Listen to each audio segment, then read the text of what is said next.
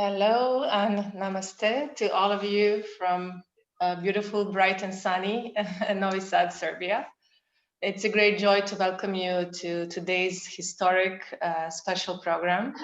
And I would like to congratulate you on your choice for being with us today and connecting with the special energy, connecting with Mohanji's consciousness, and unity consciousness for all of us to rise up to the need of the time and the blessing of the time we live in. So those of you who would have seen the intro video that I recorded in announcing this program, I spoke about the very special conjunction of Jupiter and Saturn, and it happens today on the winter solstice. So this special day is historic for all of us. It's the day when consecutive series of conjunctions like this will start, and that means it's like a new age. That's as per the astrology. So it's not somebody's vision or anything. It's actually scientific as per the astrology. And we also know from astrology that the Star of Bethlehem was also shining bright as a conjunction of Jupiter and Saturn at the time of Jesus Christ, more than 2 millennia ago. And at that time, it was in the sign of Pisces.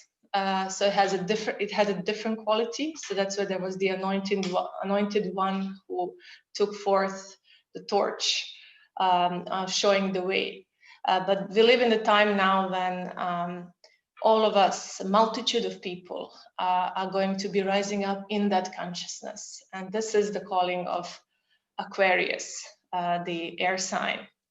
So the values on our planet will be changing, and people who are adding value to society, people who are contributing as per their talents and skills, with the pure intention from the heart, people who are creative, who use their intellectual and creative efforts for the benefit of community and the whole, will be regarded as heroes and will be celebrated in the time we live in. So we are now shifting from this world of elitists, those who are controlling economy, who are like the epitome of power because the money is there. That money will no longer mean power in the time we live in now. The true power will come from the contribution to humanity and to collective. So in this special time that we live in, it's important to recognize where we stand and what we can do to actually make our world better. And individually to assume responsibility more. So basically we are now at the time when we need to have more clarity into what's really happening, where we stand, and how do we recognize the signs where we can step up into that potential, into that energy that is being available. So today, especially the veil between our physical reality and the higher realities is becoming very thin, and we will be able to enter into the experience of feeling the field of consciousness, feeling the unity consciousness. And that's why it was my dream for today to have Mohanji personally take us through a process. So those of you who are with me for the 5 preparatory days, we've had a lot of sharing on different topics. Then previous 2 days, we had 2 beautiful processes that I led. One was yoga nidra based, and one yesterday was really beautiful when we opened up, expanded into the cosmic presence and the energies of the great central sun. So all this cosmic energies are definitely supporting our spiritual awakening now. And we need to appreciate them and connect. And we also offer ourselves to be the ones who hold the light. So I'll just briefly take you through the steps where you can recognize the main pitfalls of the present time. The worst situation is for those who are fully in like 3D reality, who are in a so-called couch escape. So if you see people in couch escape, meaning they are just couch potatoes, simply sitting on the couch, watching TV, and continuously sapping the energy from the present moment and giving it in to worry, anxiety, fear about corona or this and that. So as we said, if it wasn't corona, it would have been something else, because we live in a time where our reality and the established institutions and the established comfort zones have to go through sort of deconstruction. So our reality has to deconstruct for the new reality to come in. So the main question is, are we in the fear of losing our comforts, the fear of what will happen as all of this is deconstructing around us? And or are we actually those people who are holding the light, focusing on the light that's coming through as the deconstruction is happening, right? So that's why Mohanji says at this time, it's very important to be flexible, to be in the flow, to connect within, and most importantly, for you to shift from the 3D victim mode of the one who just watches TV, is continuously filled with anxieties and fears. We shift from that victimhood, literally, life happens to me and I'm a victim of that life. We shift to the next level, which is assuming responsibility and using our God-given ability to create new meaning, to interpret things happening to us in a positive way, and to hold the vision of a different reality. So this is that creative aspect. So the way out of victimhood is always creativity and connection, strong connection within, connecting with the truth. So we don't have to be victims of today's circumstances, the victims of Corona and victims of economic collapse. We do not have to be those victims. So we are now shifting to that next level.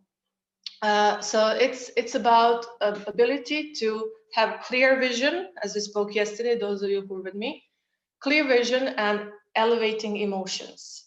So vision from the intellect, from the mind, and clarity of vision has electric impulse, and emotion, elevated emotion, has magnetic impulse.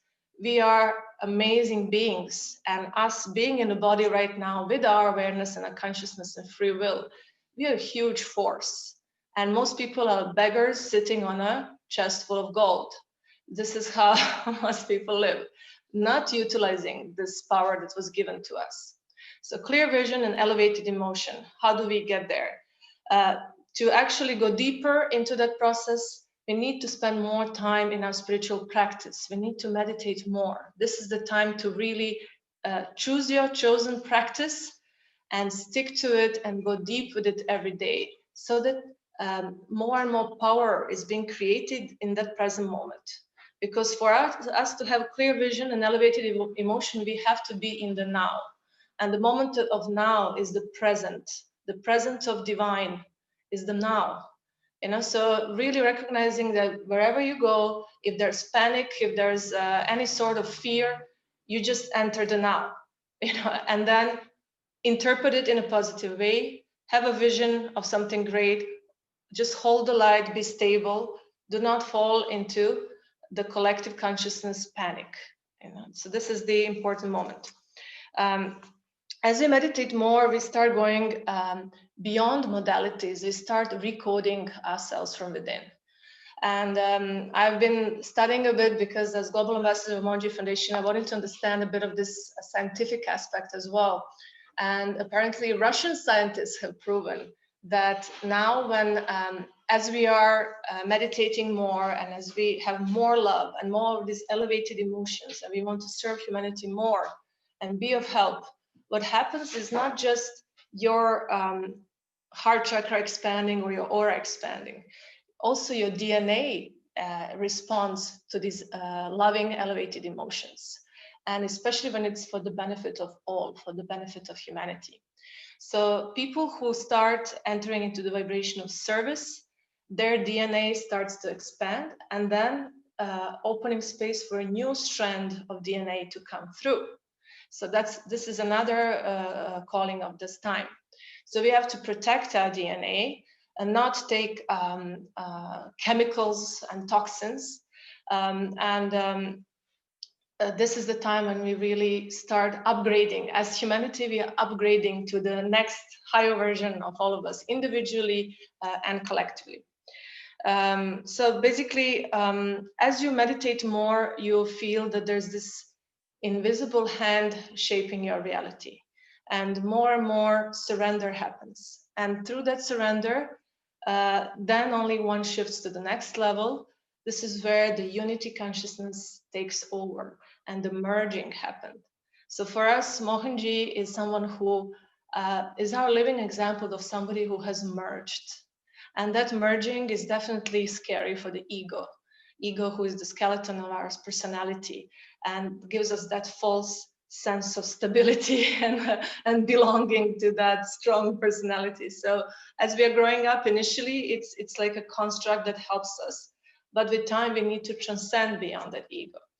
And that merging is not easy for people. So we know what Mohanji has gone through when his world was deconstructing.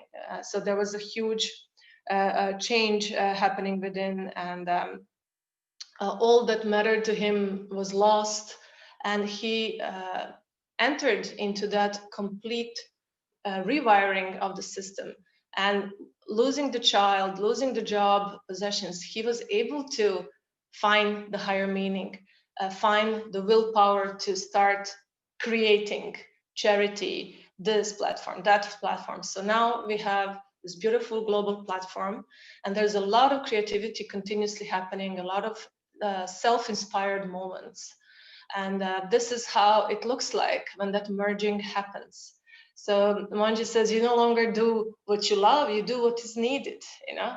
And that what is needed is what you love, because you're in the flow, you know? There is no more personal agenda and, oh, today I don't feel like it, today I feel like sleeping long and just watching movies, and, you know, there's no such time.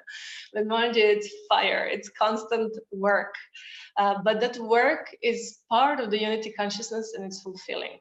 So those of us who are around him, we know how it looks like.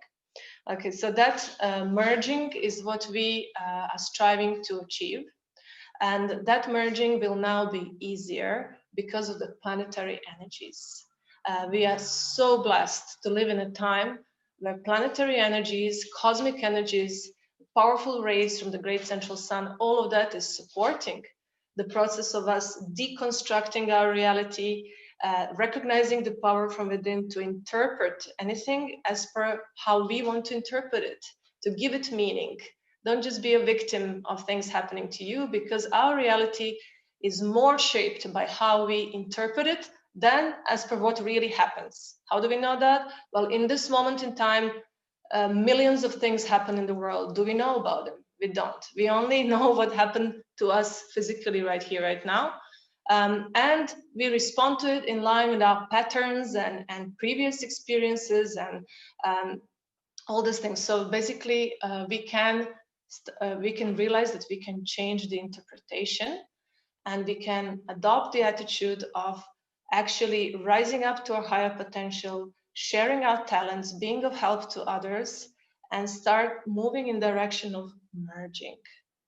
And that merging is so fulfilling that then a whole new life starts. Okay, so that's what I wanted to share with you briefly today.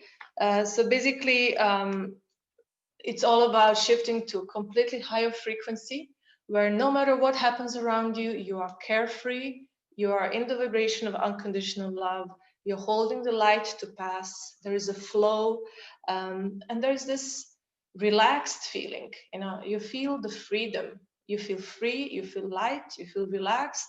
And even if horrible things happen around us, we can maintain that feeling and maintain elevated emotions. This is possible.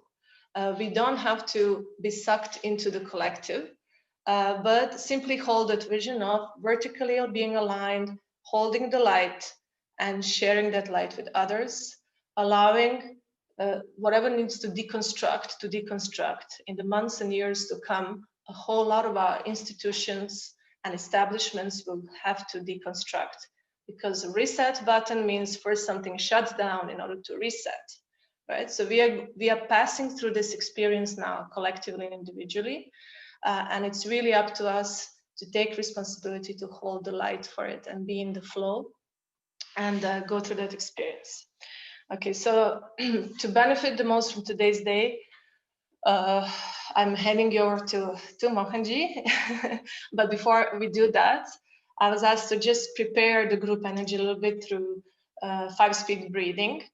And we'll do twice. We'll do one from the belly, and then like yesterday, we'll do one vertically. So from the belly, it's you inhale, blow to the belly, and as you exhale, you bring the belly in. Okay, so now if any of you have really high blood pressure or certain recent heart surgeries, epileptic attacks or vertigo, or if they're pregnant ladies, or you have a hernia, then you cannot do this strongly. You can just do mild and slower speed. The rest of you can do it with me. Thank you, Devi. First, we'll do 5-speed abdominally. Thank you, Devi. Okay. So first we'll do abdominally. Can you hear? Mohanji is here. Hello. Hello, everybody. Okay, I was about to just start with the breathings. Yeah, please continue. Then, yeah, I would like to add one thing. Continue with the greetings to all of you, first of all. Thank you very much for joining.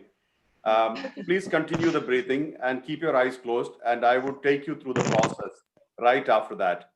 So keep your eyes closed and we will continue with the process straight away. then we will talk. So just continue. I'll disappear now and I will come back. Thank you. Yeah. Love you. Love you. Yeah. Thank you, Mohanji. We'll start now. So basically, the breathing technique will help you tune in. So you can now already assume your preferred. You can assume your preferred sitting position. If you like, you can lean on something, be comfortable. And then as we start breathing, we'll now close the eyes, and then it's best not to open the eyes after the breathing, but simply just allow Mohanji to guide you into the process. So first will be the process now, and then we'll go through the satsang afterwards. Okay.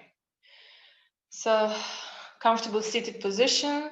Keep your palms facing upward. If you'd like, you can place your fingers in the chin mudra, thumb and forefinger together.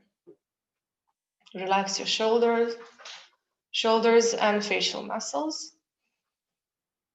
Inhale, exhale, shift your attention within into your inner space.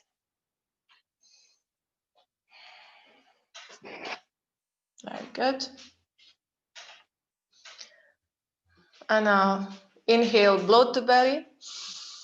Exhale, belly goes in. If necessary, place your right palm on your belly and push it when you exhale if you don't know how to do abdominal breathing. Inhale, bloat. Exhale, contract.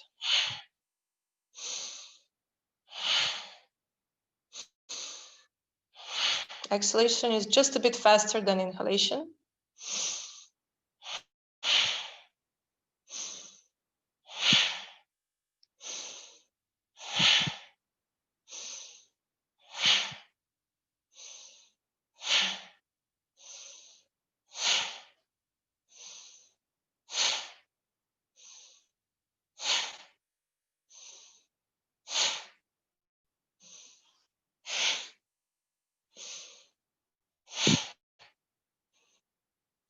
A bit faster.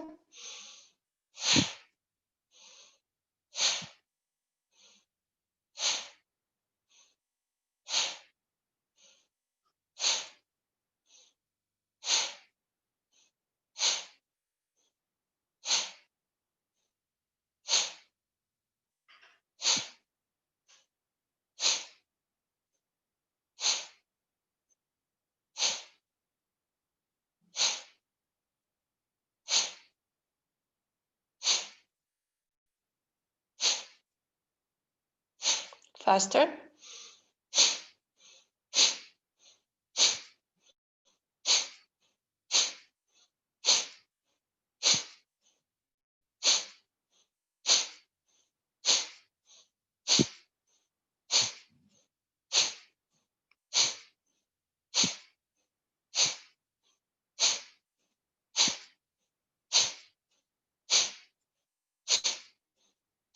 Faster.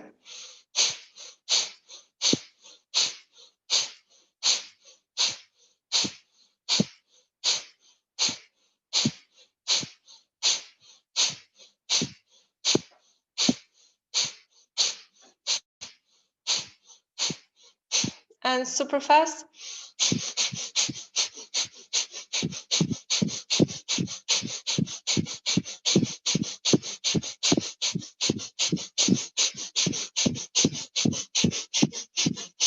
And relax. A couple of deep breaths and just connect with the prana, the life force energy.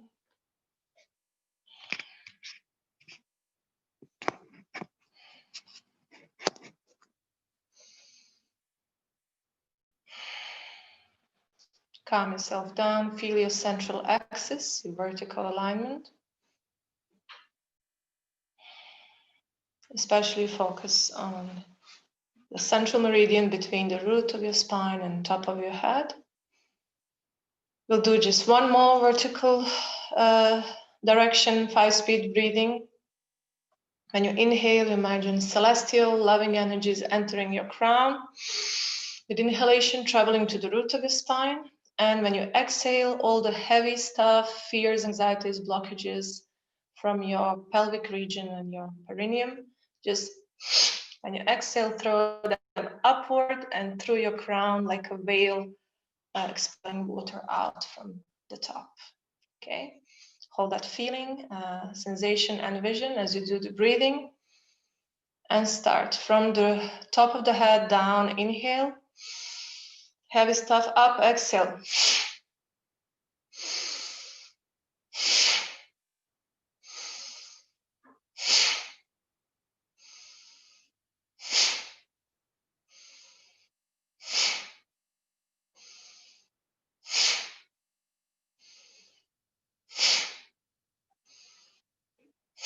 Keep breathing.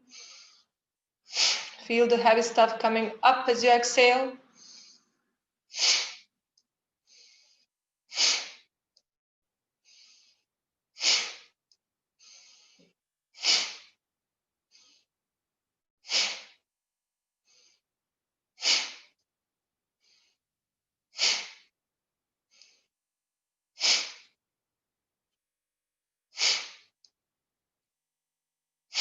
Second speed.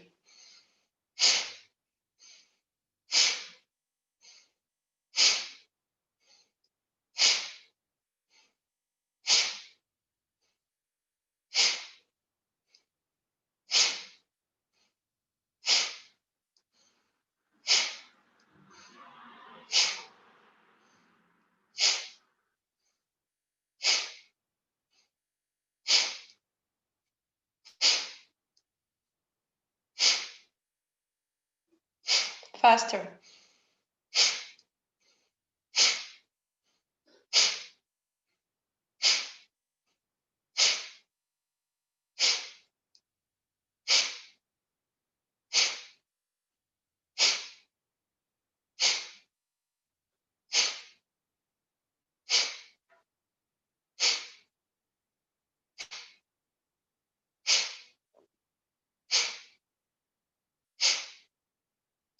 Faster.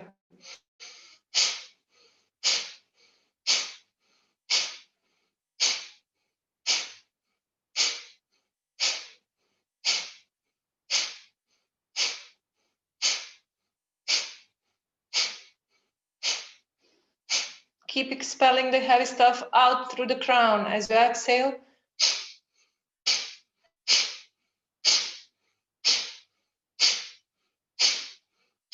And fastest.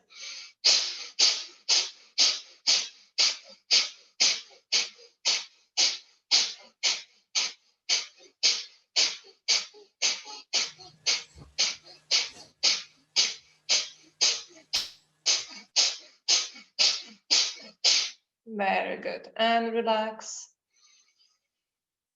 Nice, slow breathing. Feel the golden energy, pleasant energy now in your entire central axis. And relax fully for more to guide you. Lots of love.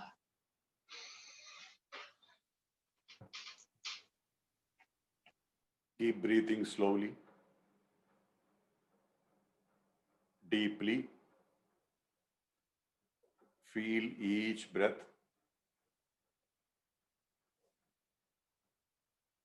It's very important that you should keep your eyes closed. There is no external world. We are only focusing on our breath. Feel the breath entering through your nostrils and feel the exhalation. Feel the inhalation and feel the exhalation. Don't stop the breathing. Just inhale, exhale.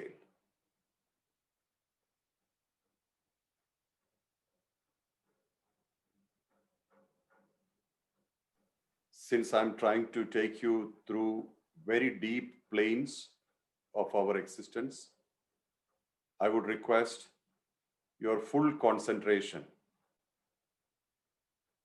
Please concentrate fully on your breath. Avoid movements. Be as still as you can be and just follow your breath. Normal breath. Inhalation, exhalation. Normal.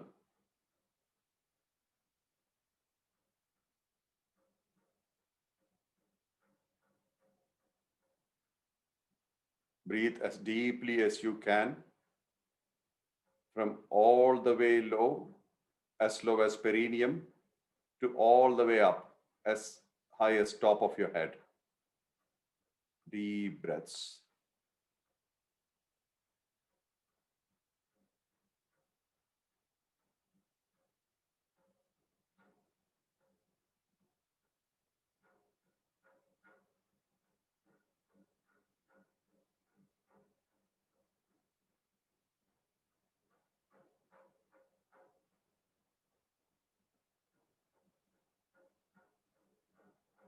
Deep breaths. And feel each breath as deeply as you could.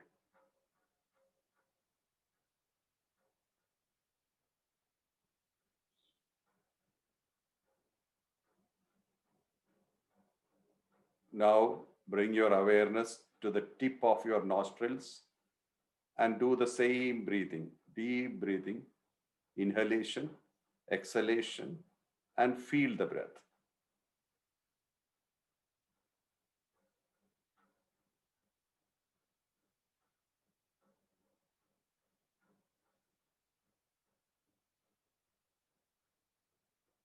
Since this is a process of ascension, I request your full concentration.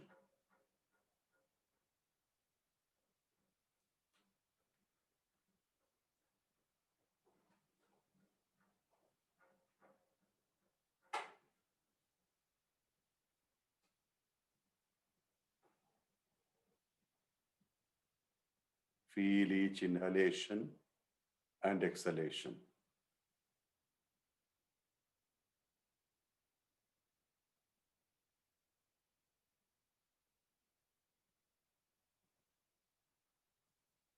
Keep breathing the same way and gently start feeling your third eye, the center of your forehead.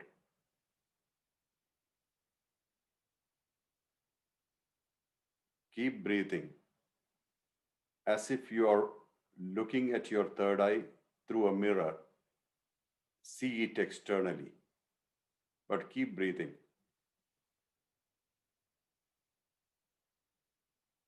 So now the idea is you are breathing in and out through your third eye. Means the whole focus is on third eye.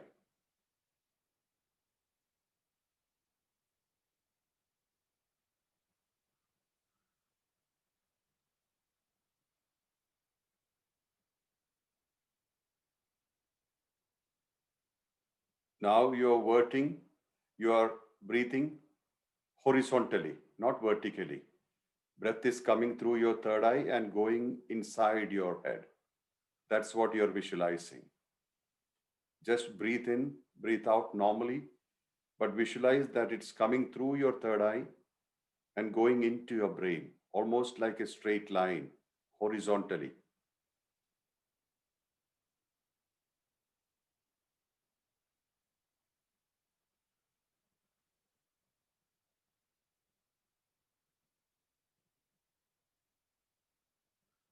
You're still seeing externally, like the tip of the nostrils.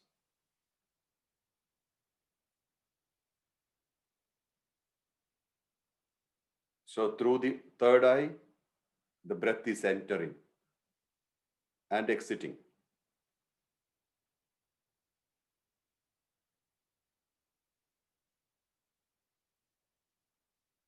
Now gently start feeling the black, dark space within.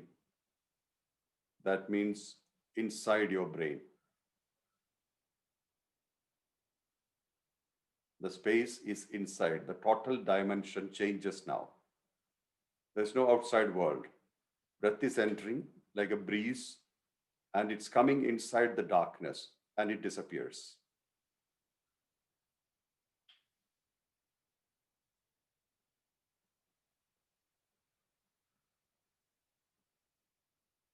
In this space, you're fully aware of the darkness and the breath entering. When the breath is entering, some of you may feel light, some of you may feel colors. Based on your orientation, you will feel or see different things. This is okay. This is fine.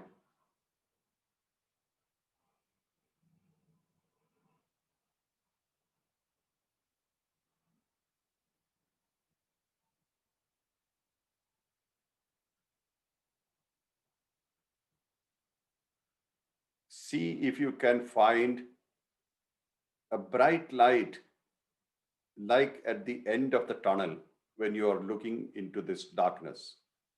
If you can find it, good. If you cannot find it, no problem.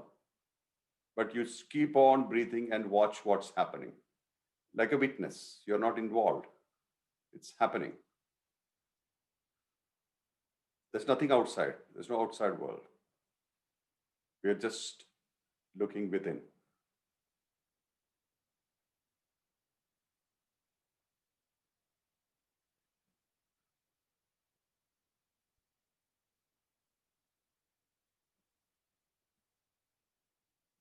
Whatever your experiences are, this is okay. It's fine.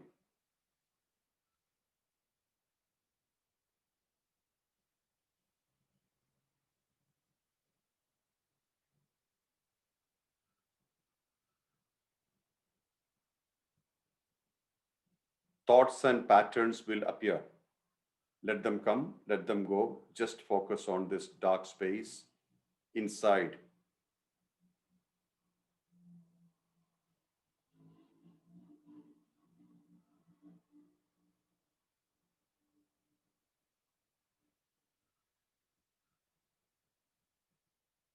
The space is like your room, the room where you're sitting. It's got walls. Your skull is the wall. Expand that. Imagine that it's expanding and getting more and more space inside. That means you are able, the space, the dark space is expanding. It's much more. And start to feel everything that you have seen outside is indeed inside these walls. Means what you have on your actual walls of your room, it's inside the skull, the wall of the skull. Means your skull is your room. The where you're sitting is inside your skull. And you see the dark space and all the colors or all the patterns which is coming, appearing, disappearing, let it be. Don't worry.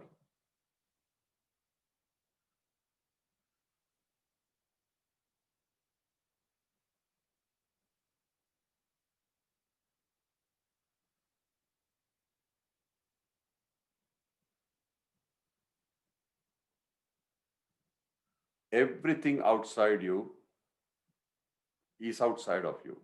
You have nothing to do with it. So you are now inside. The experiences, the feelings, the need for analysis, all these things will come and go. Let it come and go. But you stay within the walls of your brain, of the skull.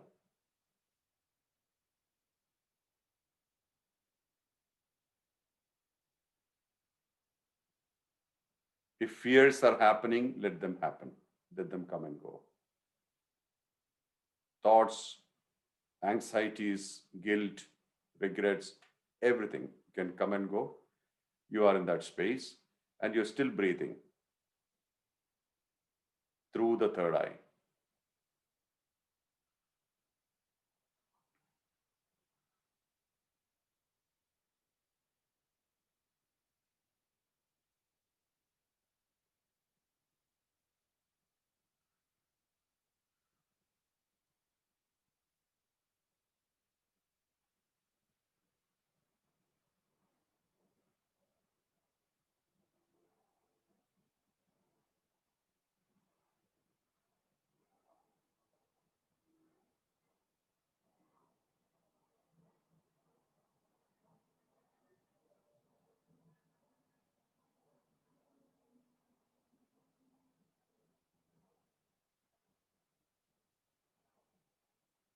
Whatever is happening outside is actually happening inside, within your skull. That's your boundary, that's your wall. And feel that space getting cleaned up more and more each time your breath comes in and goes out. Keep that space very clean. That's your space.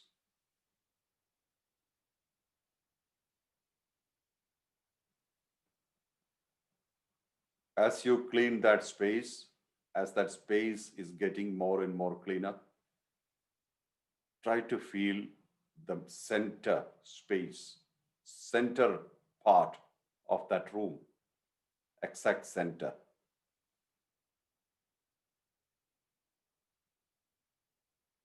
Be aware of that pulsating center, the center of your room, which is within your skull.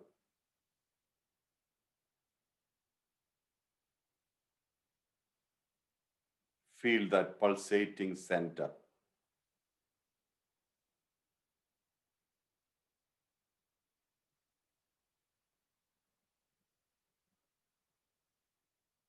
That's the only point where there is brightness. Everywhere else, it's darkness.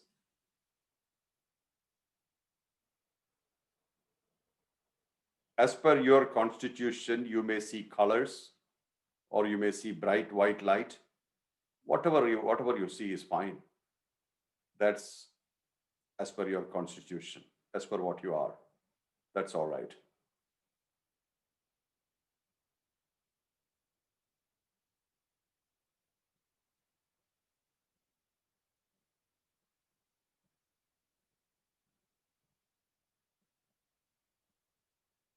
Now imagine the breath that's coming through your third eye is ending at this bright spot. The room remains dark. Everywhere it's dark, but this space is the only bright space inside your brain.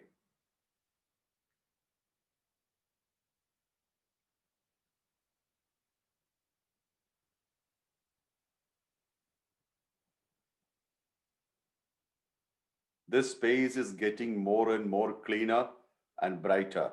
As it gets cleaner, it becomes brighter. It's like polishing that space. And more brightness is sprouting out of it as each breath comes and wipes that space.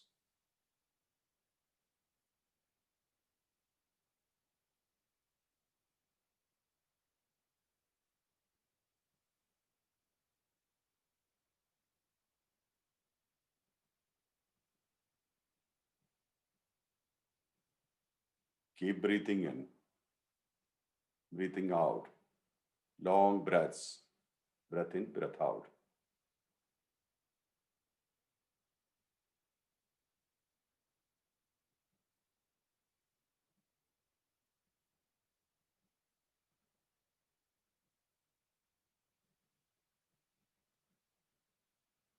With each breath, that center space is getting cleaner and cleaner.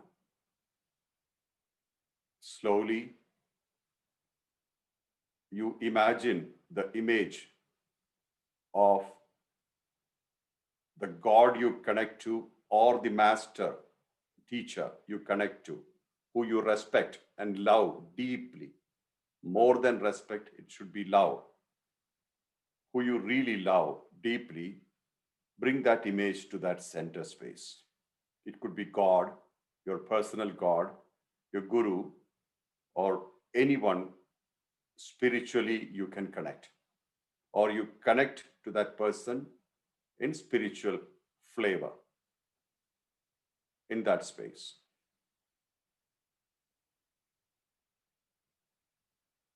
Feel that image extremely live, means that image is existing as if it's live, it's full and alive.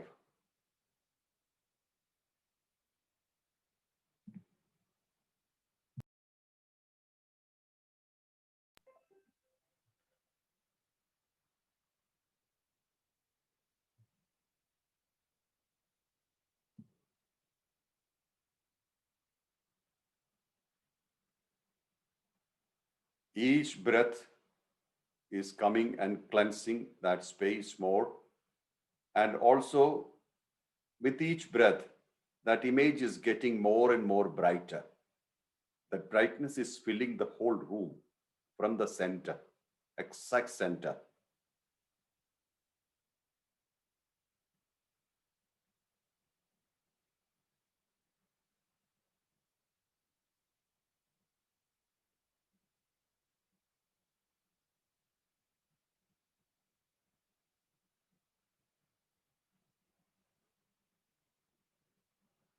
And that image is radiating deep love and filling up all your deficiencies, what you're missing in life.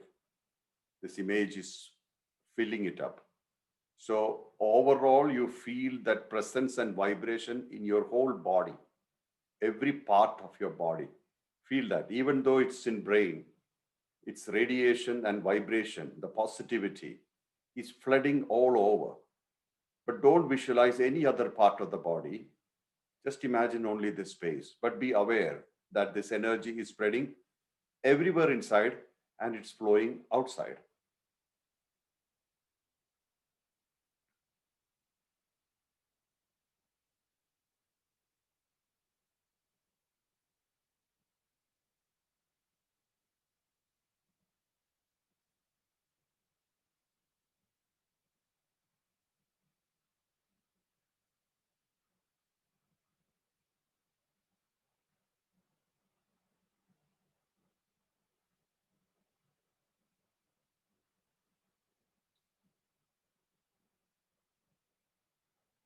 That image is your guide. The image is you. You are projecting that image for yourself, from yourself. Be with it. Be one with it.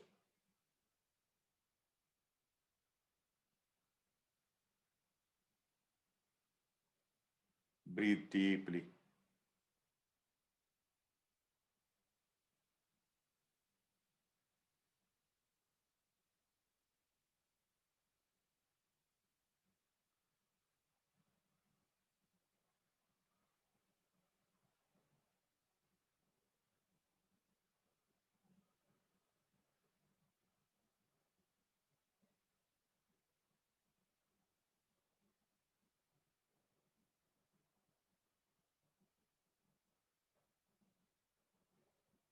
Feel the brightness removing every kind of darkness steadily. The brightness increases so much that even the image you cannot see except the brightness, pure brightness. The true form of your master, pure brightness.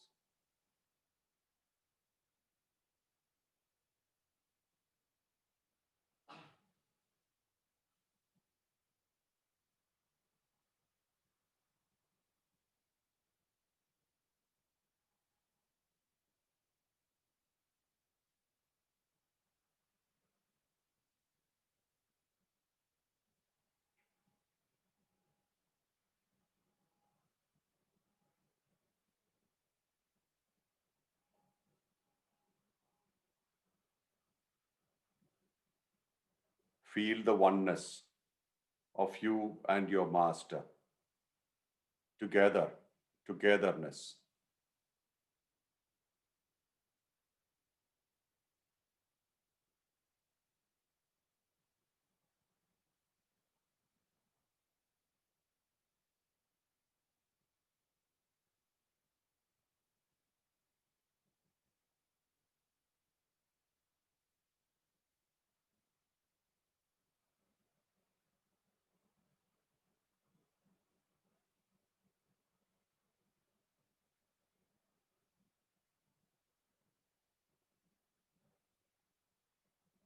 Feel that inner brightness.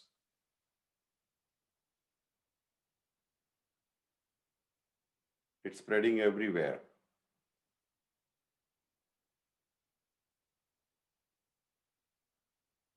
All the potential darkness is dissolved in this brightness.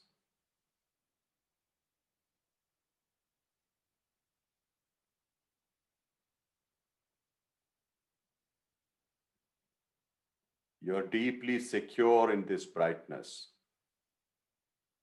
No distortions, no distractions.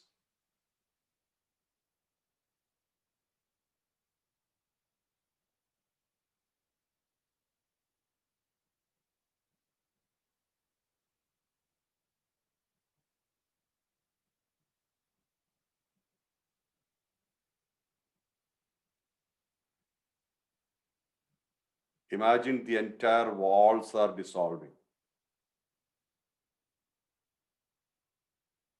in this brightness.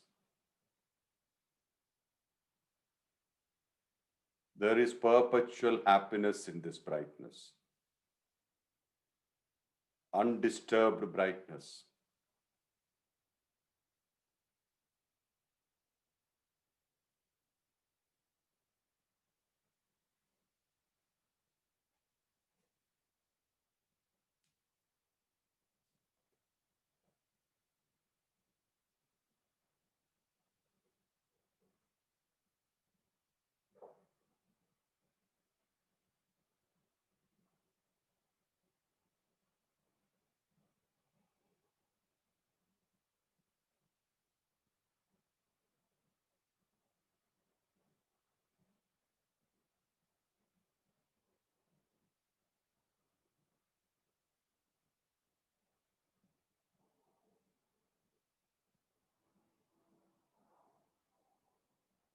Still feel the breath entering and merging with the brightness.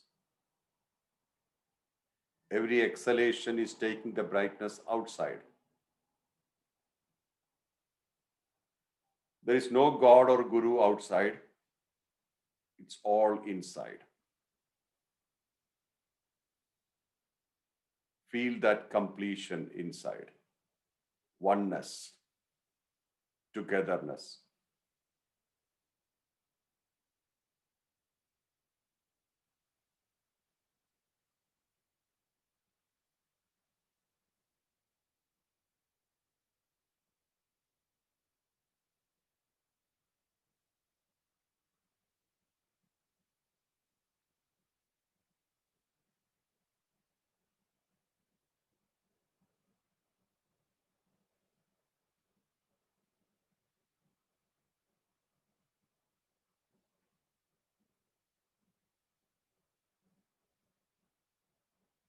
Keep experiencing the brightness from the center of your head.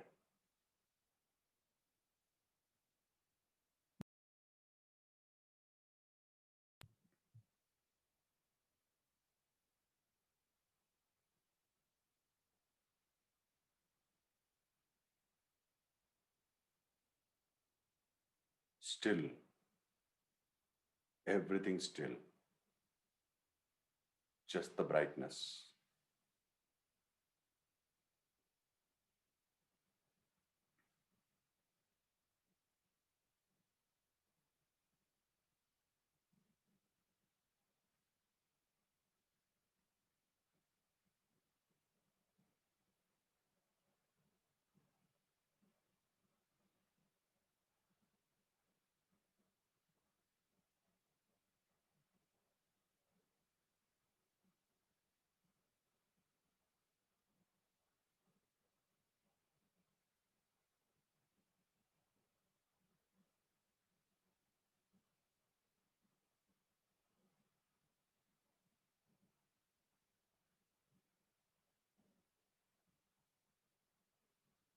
Breathe deeply through your third eye.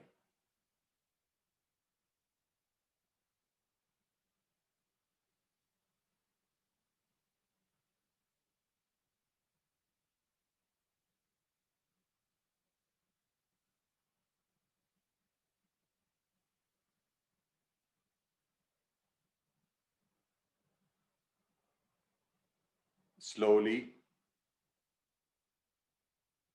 bring your focus back to your breath.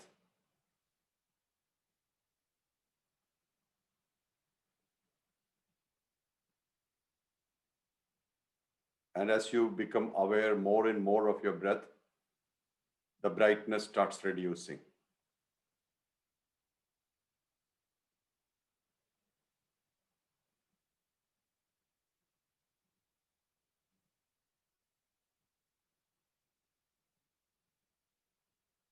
And the space becomes darker.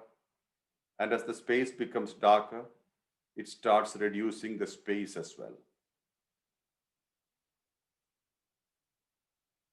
The skull that had expanded to become the wall of your room starts becoming smaller and smaller and smaller with each breath, and becoming your actual size.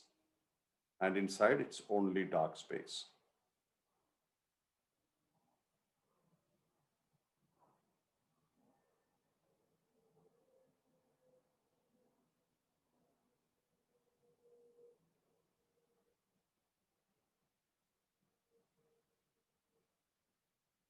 Keep breathing. Keep connecting to that space.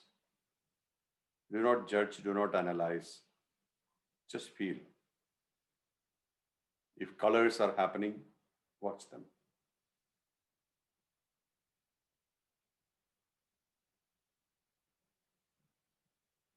If brightness is coming and going, witness it.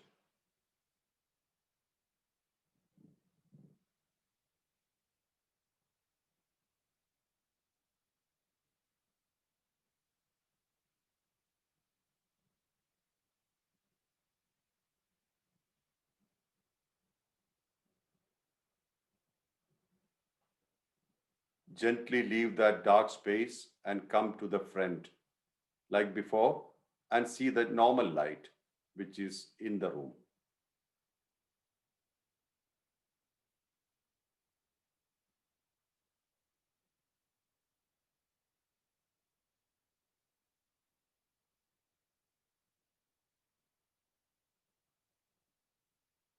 Feel some kind of permanent bliss inside. It's stored inside. You can drink it whenever you want. And the presence of your master or your God, whoever you connect with spiritually, it's still intact inside.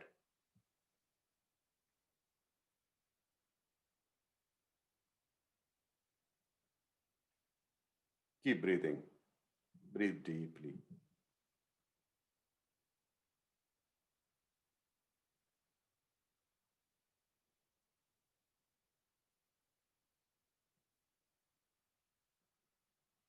Gently be aware of your breath through your nostrils,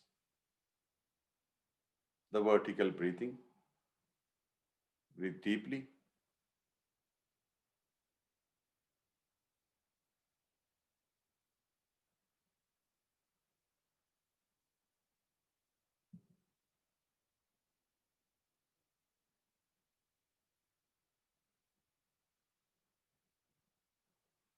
Relax and breathe.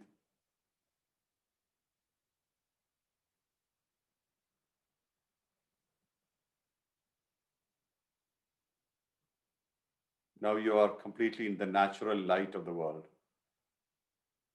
Inside you, it's all normal. Everything is as usual.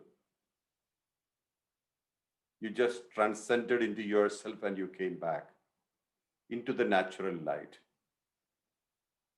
It has cleansed you a lot because these are spaces you do not visit normally within you. It has great importance and great relevance. The Chidagasha space is this space.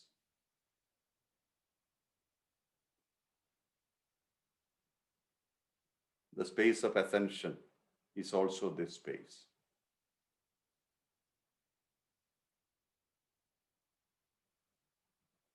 Take a few more deep breaths. Feel your body from toe to head while breathing deeply.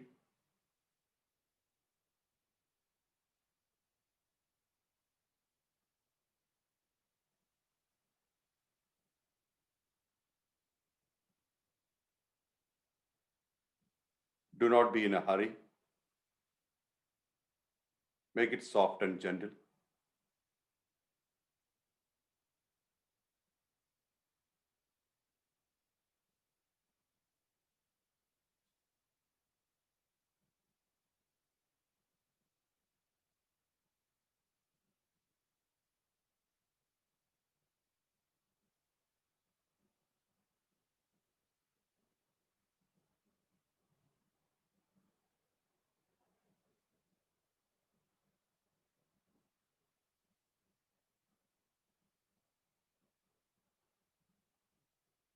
Now rub your palms. Give the energy to your eyes, your whole face, and your whole body 3 times.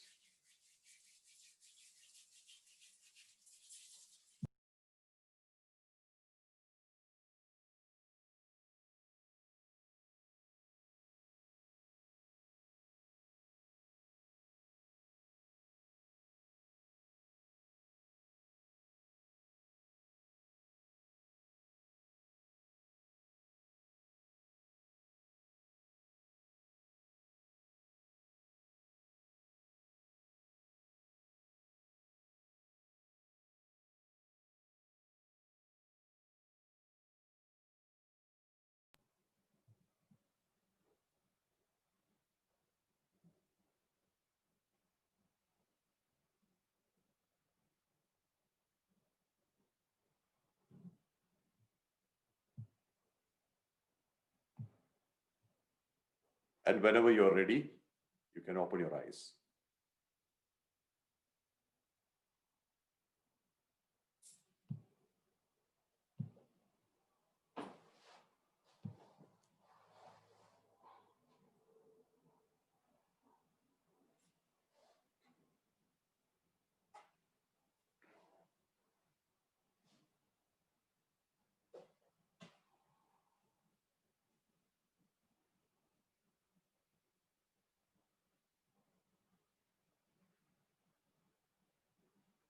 I hope you enjoyed.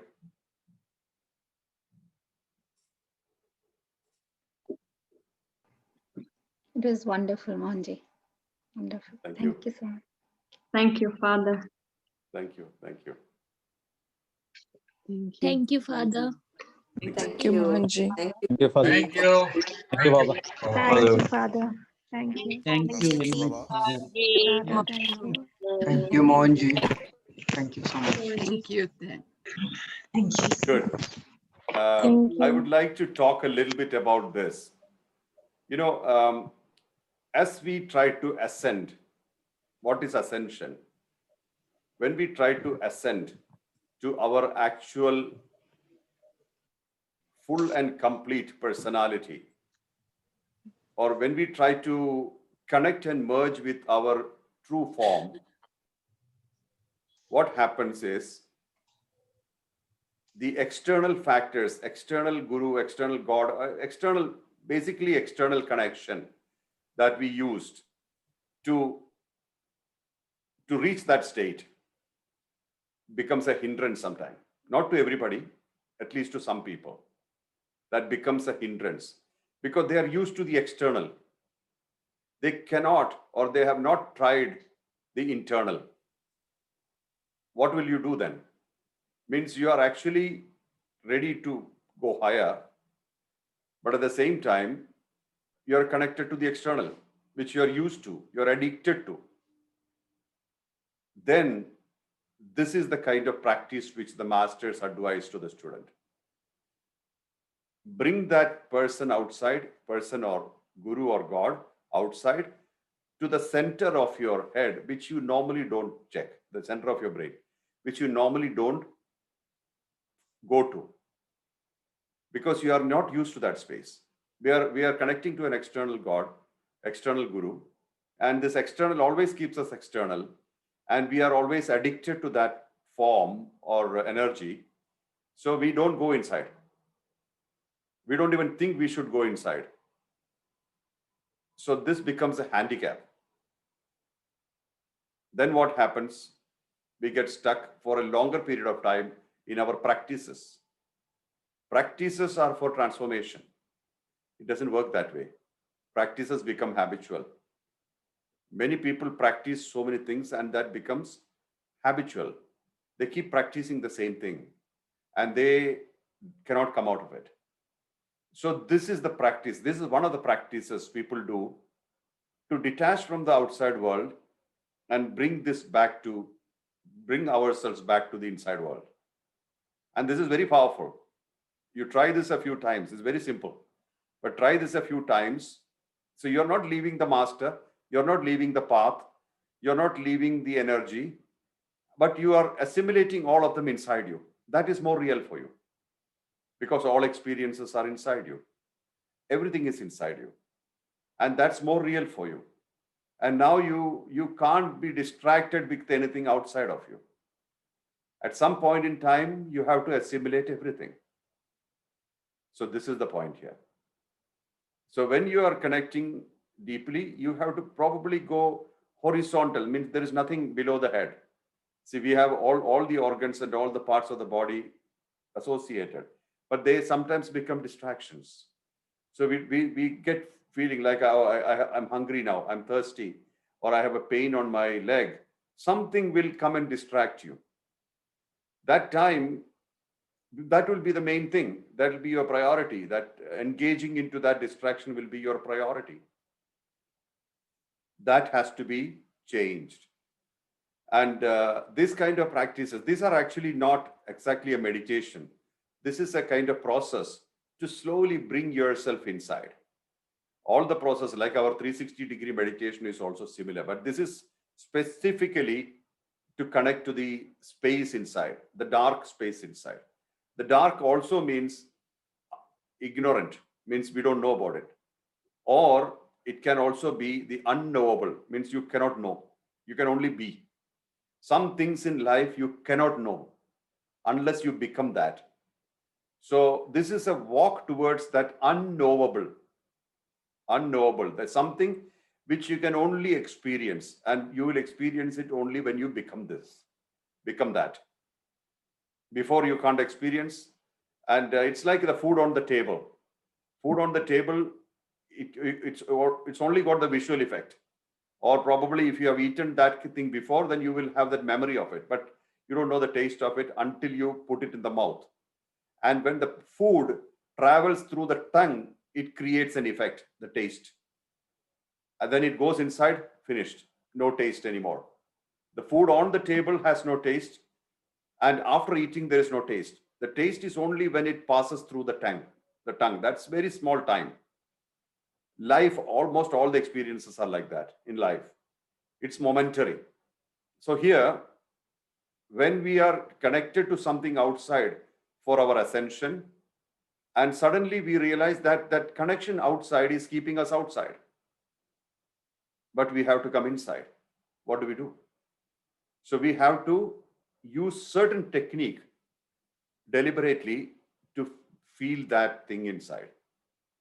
And the space which that master occupies, the image of the master occupies, is the center, like the commanding position. He becomes the commander. So what is a master? A particular energy frequency. That means one who has understood himself. Not understood, experienced himself. That's a master. So that person is occupying the center space. Means one who has recognized himself, experienced himself, occupying your ruling space. That means you will be guided to the same thing. You will experience yourself, you will know yourself. So that's exactly where we are going. Or we are not going, that's exactly what we are aspiring for. So this is very important for that. I hope this is clear. So we what time do we have the Devi, the break is at what time? In 1 hour from now. Sorry? In 1 hour from now, it's break. 1 hour, So okay. we have one more hour. Yeah, can we do one more process? Are you ready for it, or is it too tiring? Yes. Yes, we're ready. Yes, Father. We can. Ready. Ready. Okay. Okay. You know, I Yes, don't Baba. like us to do anything forced. It should be natural. Is it? So I'm ready if you're ready. But please remember, this is not as it's not for the same purpose. This is basically to feel our or connect to ourself. Means basically for internal connection. So don't expect the same thing in this, because these are two different things, but both have its value, different value. So no comparisons, please. Okay. All right. Ready? Devi, can we do one more time breathing? Okay, so we'll do a vertical one once again. Yeah, one. But I would like you to be very comfortable, because wherever you are sitting, make sure you are comfortable. If you are not comfortable in your current seat, please go to wherever you are comfortable, so that you're stable. You're pretty much stable. So that's it. Because this will not take more than 20 minutes. But I would like you to be very comfortable wherever you are. So if you're lying down, if you don't sleep, it's okay for me. But whatever you do, it should be comfortable. So while we are on the process, please don't move. Okay. Yeah. Okay, we'll start with spine straight. Relax your shoulders. Feel your central axis. Apply yourself fully. Use a combination of sensing and visualizing. As you inhale, you bring celestial, beautiful golden energies from your crown all the way to the root. As you exhale, bring out heavy stuff. You can give it a shape of maybe black smoke or whatever, and exhale it out. Each exhalation you should feel above your head. Okay, I will start first speed. Inhale from up down.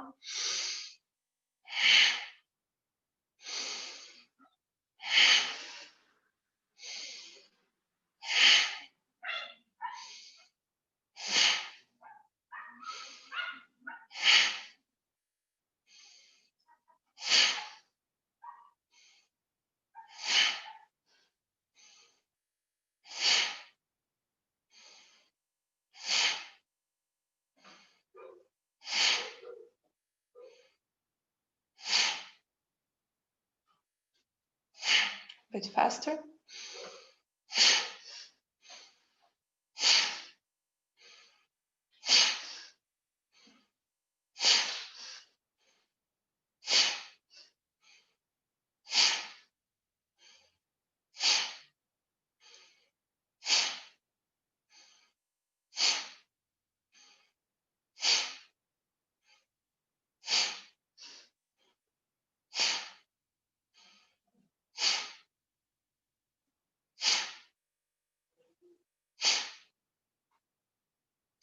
Faster.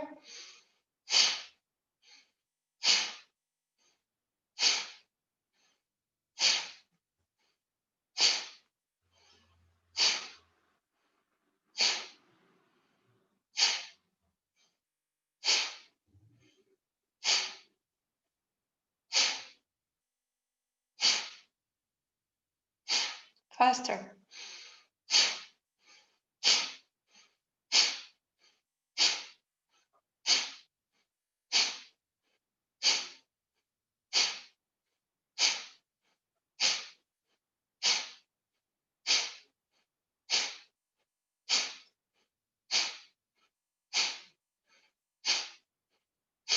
Faster.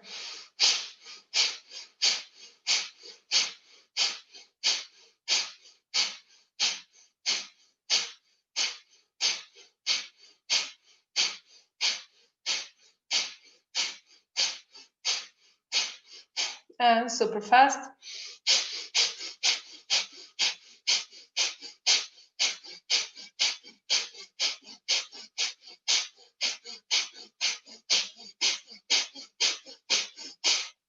And relax.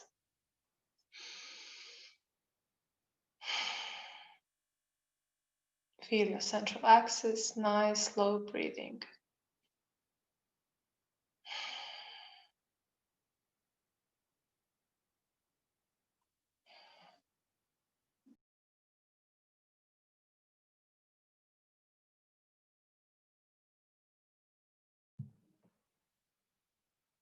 Relax every part of your body.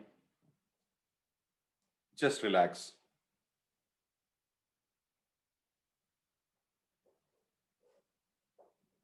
Just relax.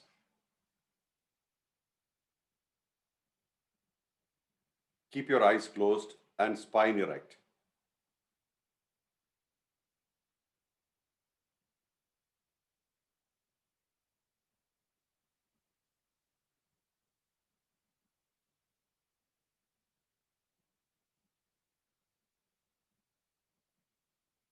Feel your heartbeat.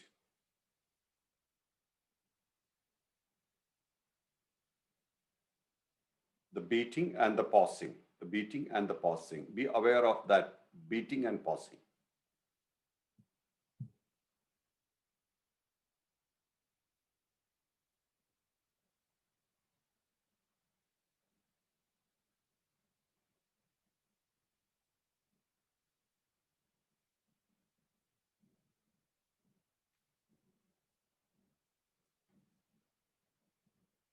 Just concentrate on the beating and the pausing.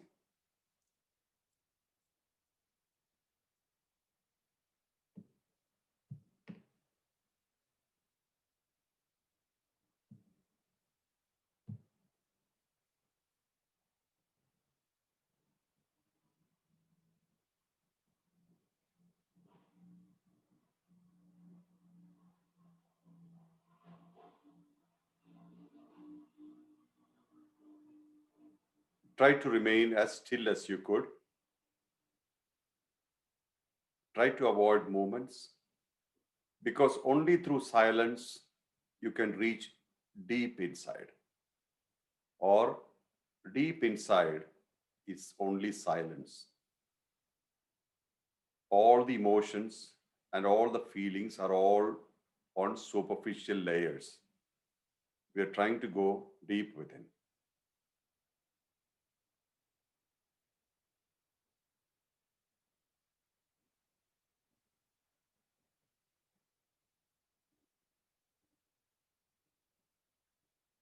Be aware of the beating and the pausing.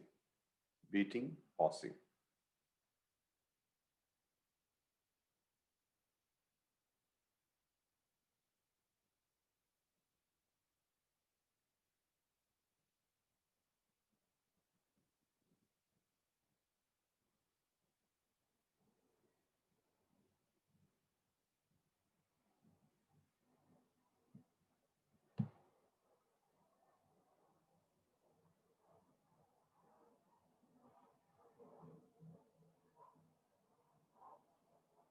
Try to feel the space between the beating and the pausing. There is a small gap.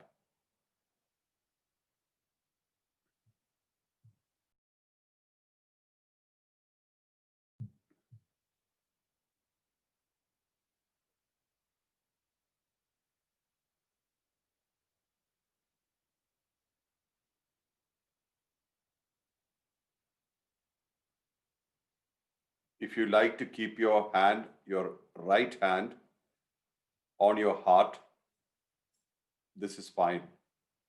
So you can probably feel it on your hands as well.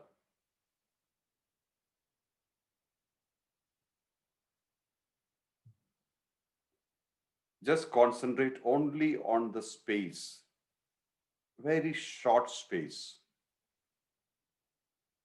between the beating and the pausing.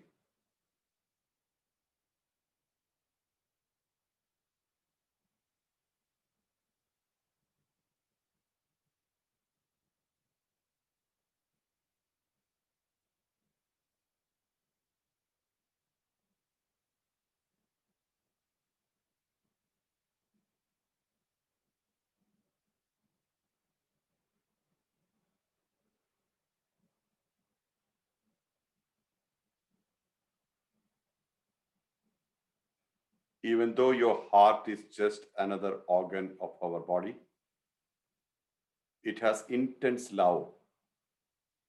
Feel that love on your palm, coming out from your heart.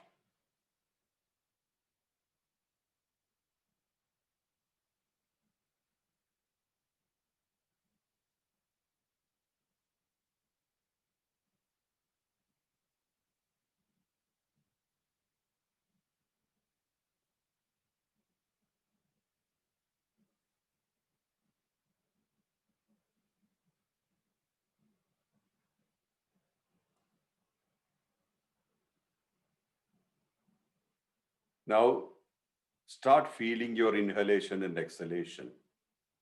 Inhalation, exhalation, normal breaths.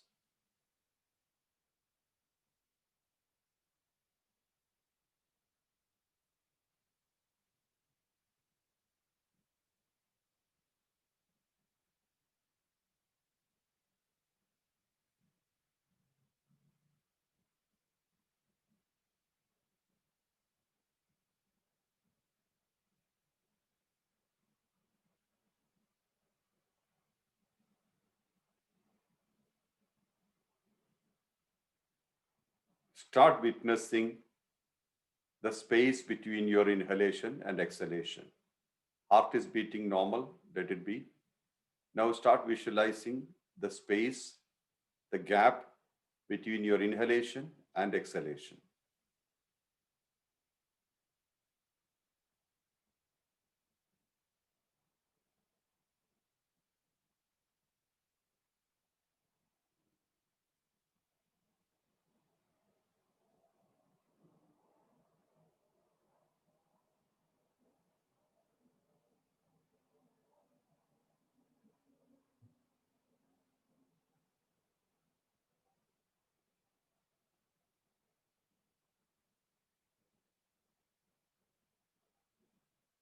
Try to connect between these two.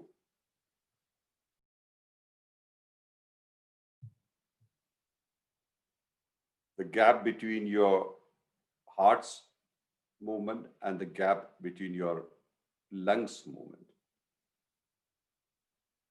Feel both.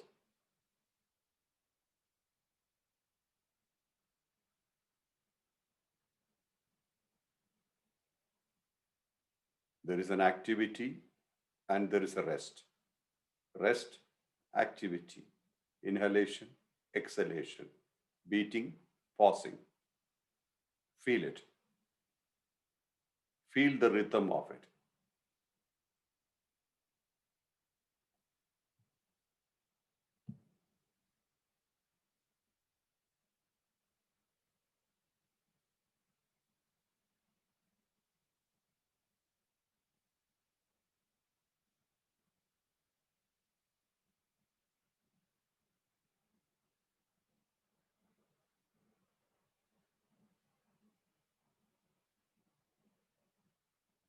Your heart is beating. Your lungs are functioning. The space between is connecting. Feel the rhythm.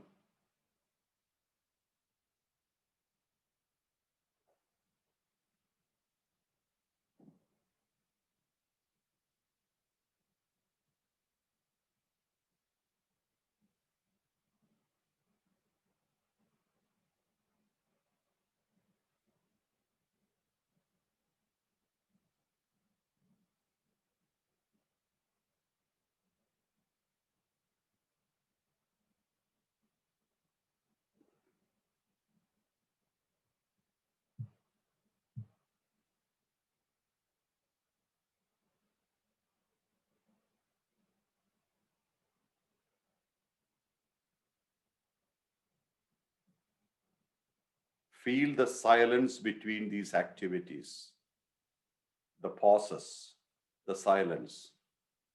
Just feel it.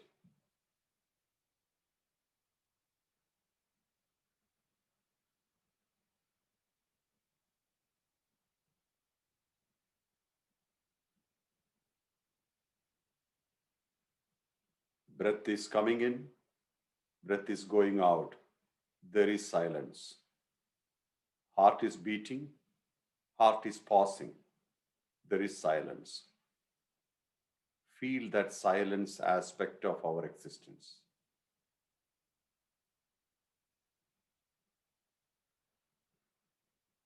Feel the natural silence of our body.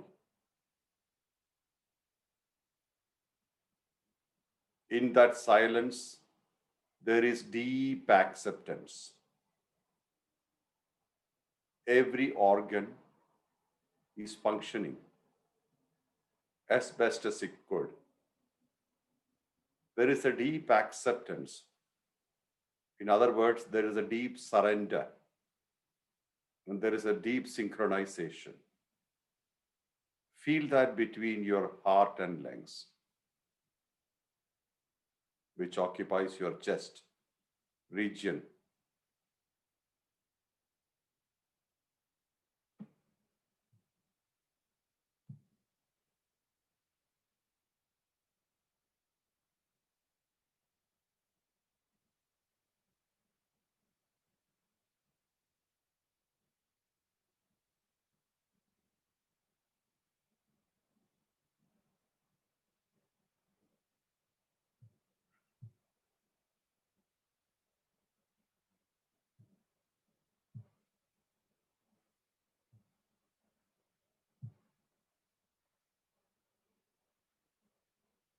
From that state, start feeling the organs in your stomach region.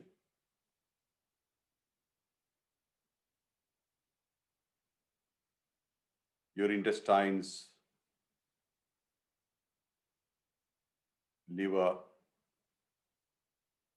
pancreas, whichever organ you can imagine. Feel the connection and the harmony between all these organs and the synchronized functioning.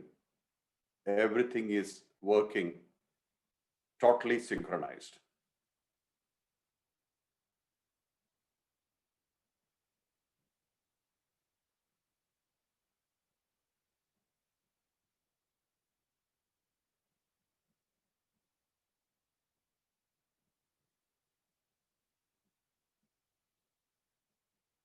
Likewise, feel the electricity moving through your spine. Spine is functioning like a highway and fast transits of electric currents up and down.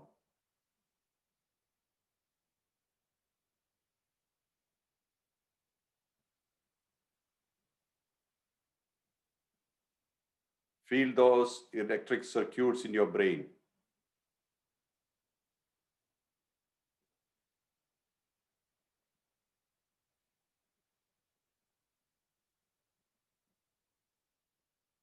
Feel your blood vessels and the blood flowing through it effortlessly, rhythmically.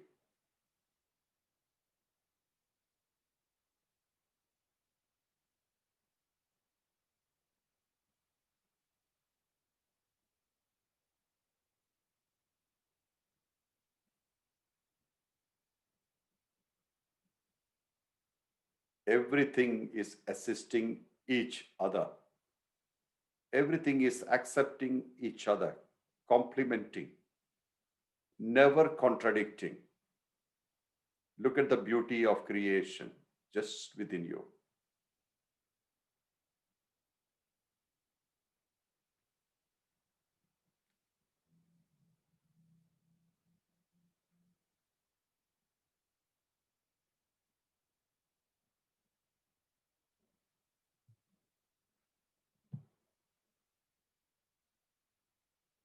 Be fully occupied in it. Relax and merge with it.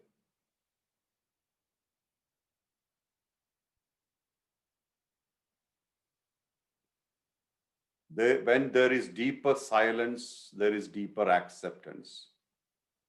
When there is deeper acceptance, there is deeper silence. They are complementing each other.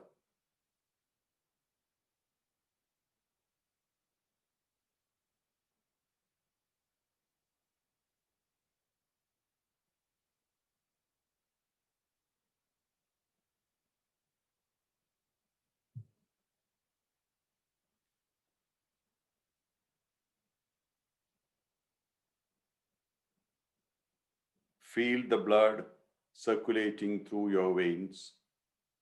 Also, feel the energy, the brilliance circulating through your entire system.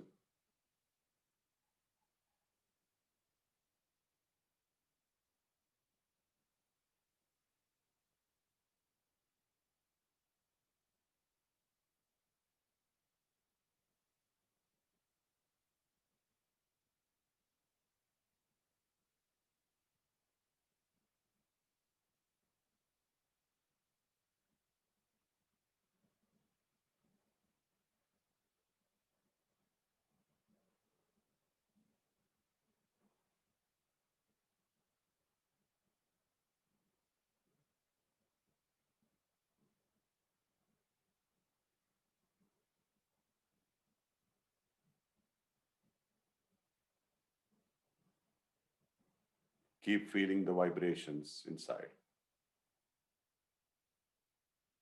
The circulation, the respiration, the rhythm, everything is connecting to each other. There is deeper synchronicity.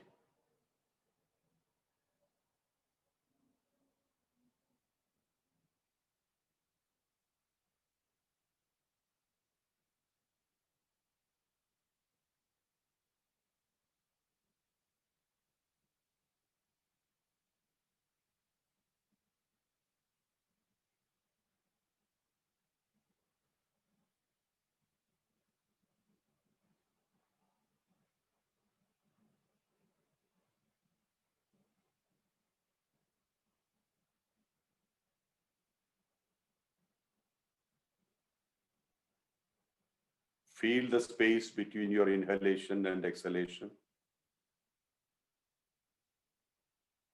And feel that silence that's spreading through everything.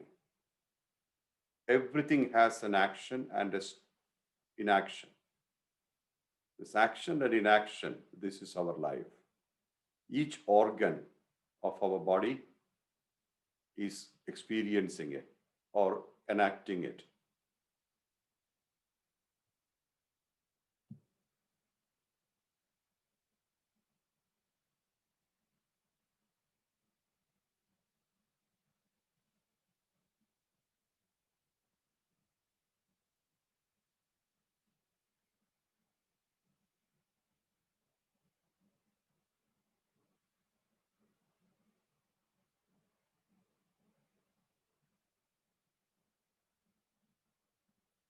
Be gentle with your breaths, but be aware of the space between your inhalation and exhalation, and be aware of the small gap between your heartbeat, beating and pausing.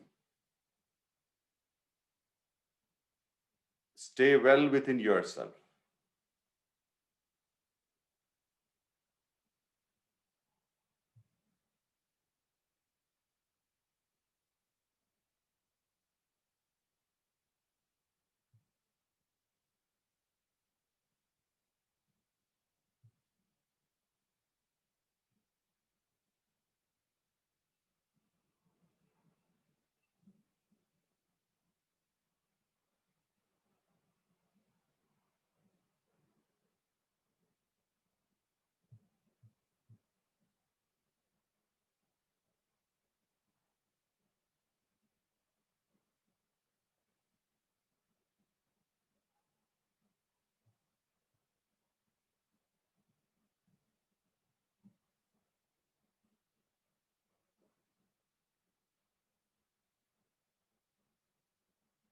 Be aware of the blood circulating through your veins, and along with the blood, feel the energy, the brightness flowing through your vein.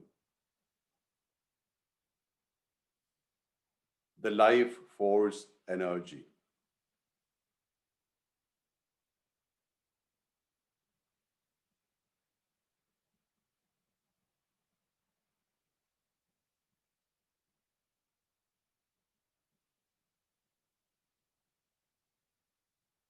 Feel the cleansing and the rejuvenating activity, cleansing and rejuvenation happening through your entire system.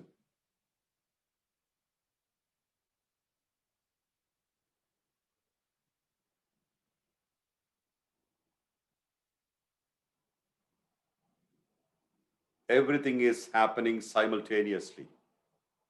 Just be aware of everything, the multitasking happening inside your body effortlessly, efficiently.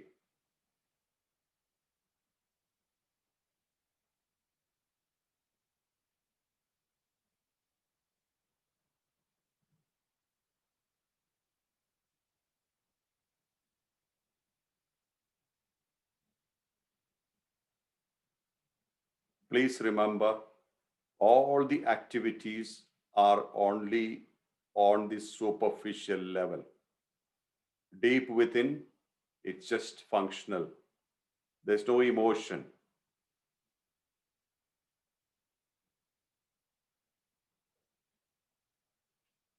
No analysis.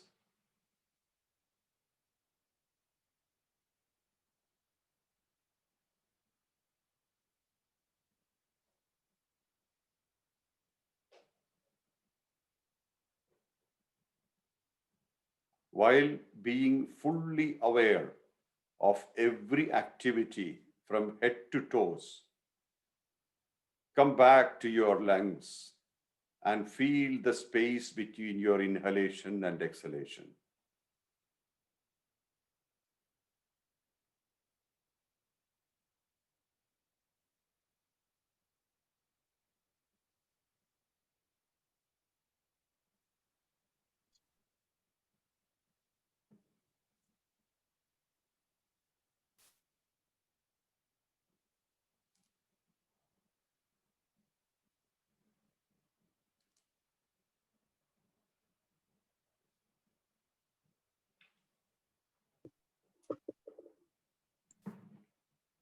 Be aware of that space. Do not stop breathing. Just be aware of the space between your inhalation and exhalation. That's the gateway to the inner world. You can use that gateway to go into silence. That opens the path of silence within. So be aware of that path, the gateway between your inhalation and exhalation. Enter through that gateway.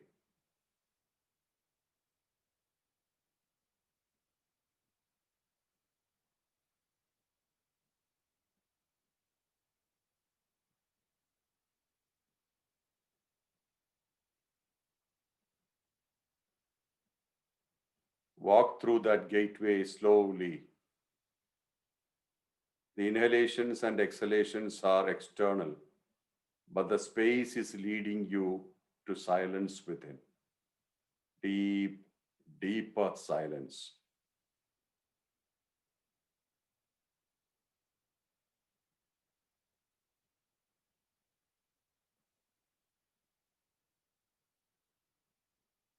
The nature of your soul, the energy particle of your body, the energizer, the battery of our body is silence, silently performing its duty.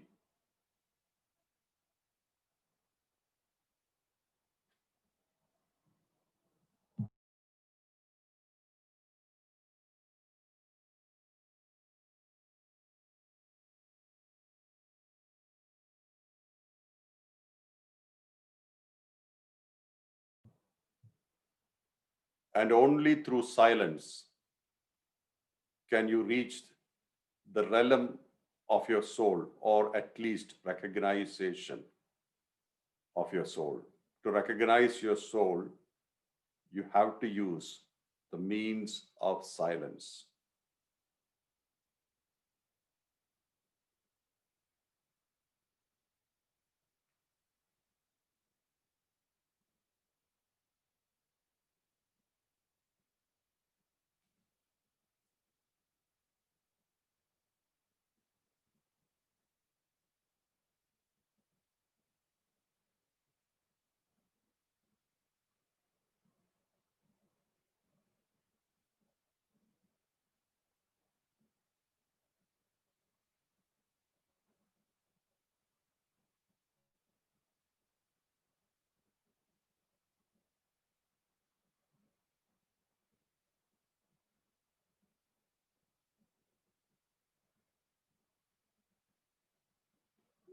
As much as possible, walk through that silence, the gateway of silence between your inhalation and exhalation, and go deeper and deeper within. Don't be afraid. Just keep walking. You are well guided. As we go deeper into silence, which we are not used to, we may feel big fears appearing from nowhere. They will try to paralyze you. They may project uncertainties, fear of the unknown. Don't worry, you are well protected. Keep going within.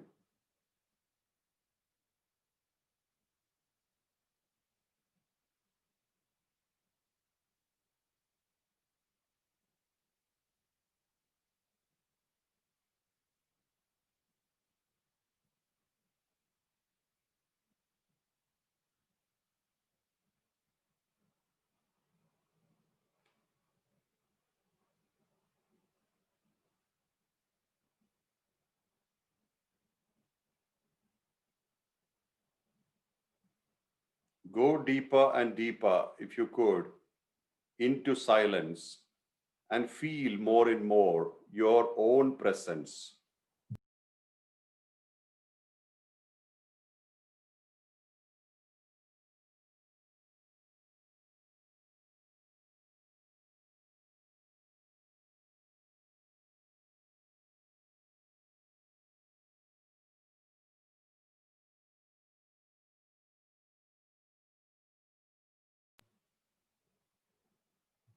Do not be afraid. Keep going within.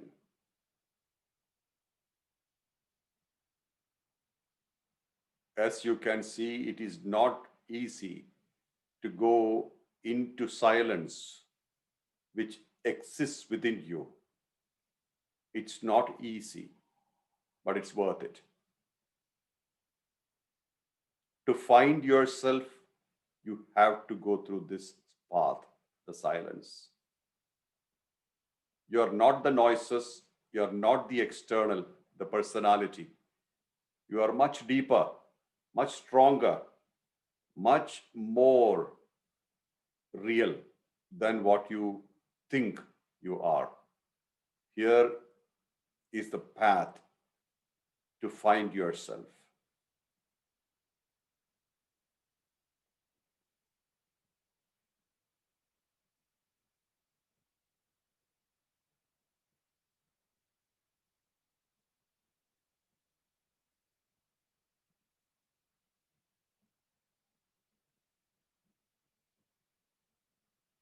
The pathway to yourself is already built within you. You have to find it.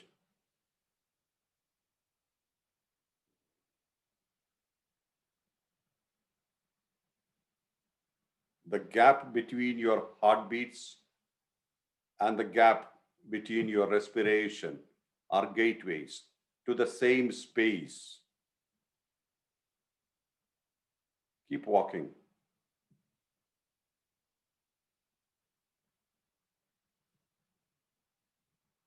Keep walking until the noises of the world are far, far away.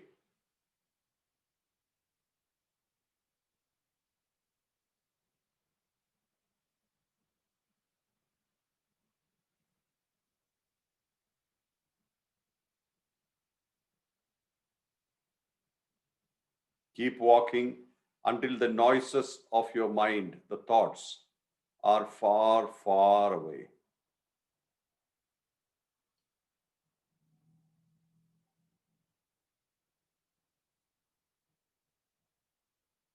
Keep walking until you have no anxieties, no fears, no worries.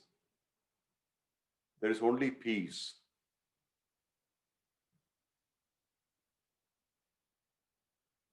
When you keep walking within, you will reach a space of only bliss. Until you taste that, keep walking.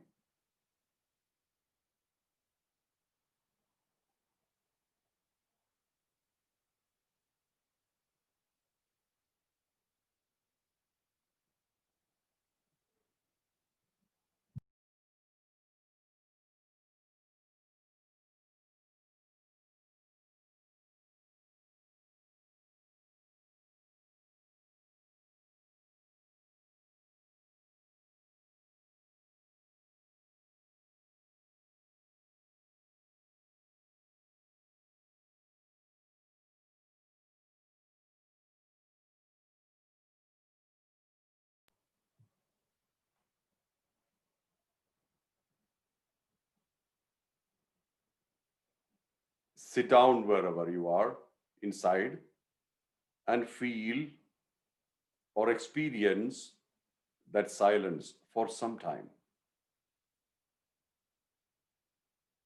You know the way to find the ultimate. You can keep coming back every day, early morning, to the same space until you settle down in absolute bliss. Until you find the source of your life inside, don't stop the journey. Don't stop. Keep walking. Keep coming back. One day you will find it. Have patience. Have deep patience until you find your own life within you. That's the truth which we have been looking for, like that mankind has been looking for ever since mankind began. What is truth? What am I? Who am I? You are on that journey now, effectively.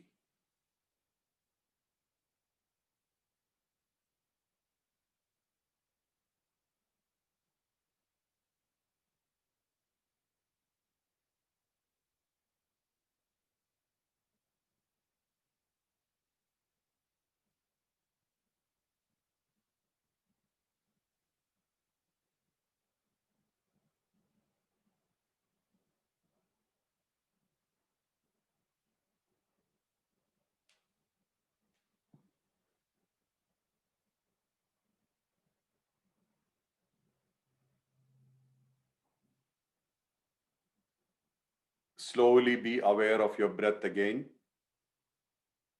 That means be aware of the world outside, the world of noises, and start walking back towards it, but a little bit more fresh, little bit more purposeful, more relaxed, less anxious, no fears. Walk back towards the world of noises. You have started your journey to the source of life within.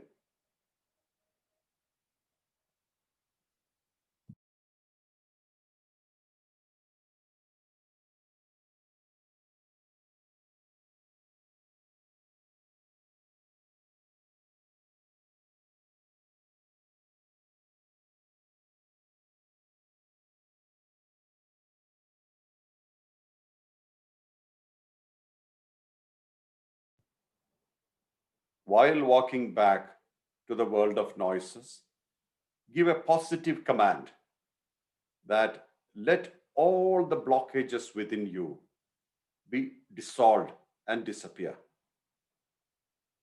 Let all the physical, emotional, intellectual, and ownership related blockages be dissolved completely and disappear so that your journey within can become easier and more effective.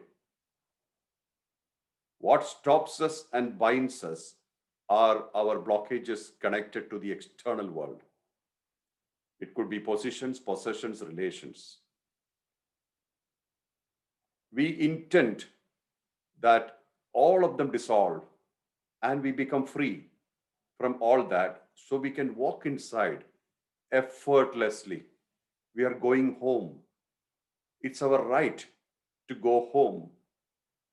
Put this intention that all the blockages resolve, all the ailments, sickness, everything goes along with it. You're free and bright as the source, as you are the source.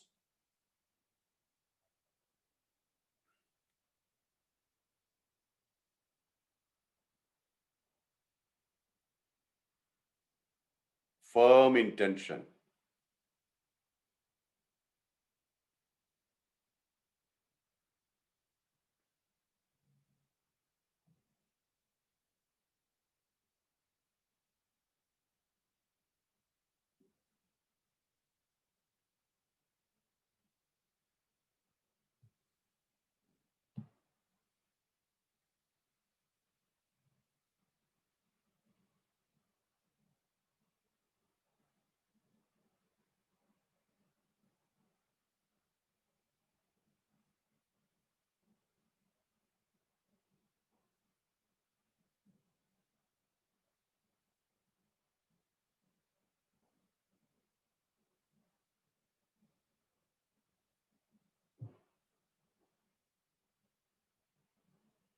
Now, come back to the surface. You're feeling your heartbeat. You're feeling your lungs, the breath, the inhalation and exhalation. You're feeling your whole body. Feel bright, feel light. Feel the brightness everywhere within you. Feel the synchronicity, the rhythm that's flowing through you. With a deep gratitude to yourself, rub your palms, give the energy to your eyes, your face, and your whole body.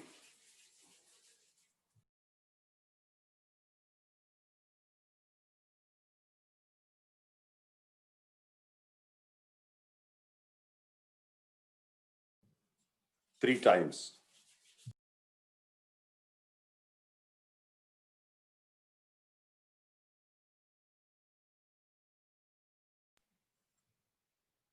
And when you're ready, gently open your eyes.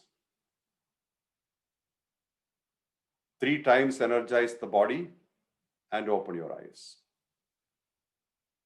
When you're ready.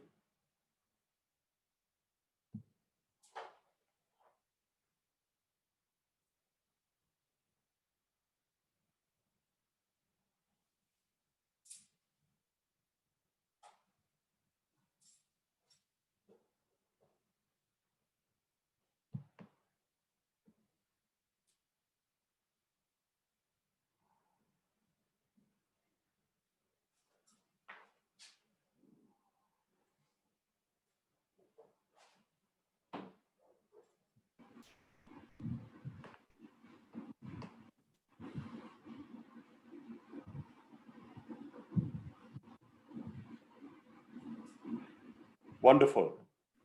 How do you feel? Perfect. Fantastic. Great and bright. That's powerful. Great. Thank you, Baba. Thank you. Good, Father. Thank you, Father. Beautiful. Thank you, Father. Very nice. Thank you, Father. Thank you, Father. Yes. Thank you. Thank you, Baba. Thank you, Mom. Thank you. Thank you. Yeah, go to that card. Thank you, Father. Yeah. Thank Thank you. you, Baba. Mohanji. Thank you. Thank you. Speechless, Mohanji, no words. Speechless. Huh? Thank you very much, Mohanji. Thank you. Thank you. Thank you very much, Mohanji. Thank you. Baba, I would like to share what I felt just Thank now you, when I Mohanji. did this Yeah, process. please do. Yeah. Yeah, while when I was trying to enter the space between the gap between the heartbeat and the breath, Yeah. the feeling was like as if I was being glued with something very strong, and it was gently getting dissolved. And I was settling down deep into silence, and it was so nice and bright. I could feel the glue was getting dissolved Okay. within myself. I can't see And you. it was really beautiful. Sorry, I didn't turn on my camera. Yes. Yeah, go ahead. And Yes. the time when I could feel the glue getting dissolved, I was crying. Yeah, this is fine. It was You really know, very we peaceful. are used to the external And world. all I could see light. Initially, I could see a lot of debris, but when it was like, Yes. Please go ahead. yes,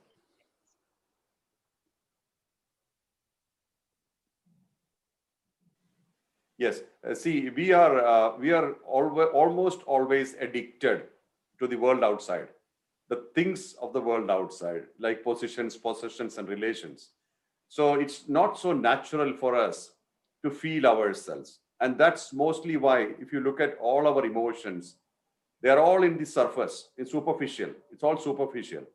That means the first layer is the body, and the second layer are the processors: mind, intellect, and ego. These are the three processors which processes the data that comes through the senses into our system.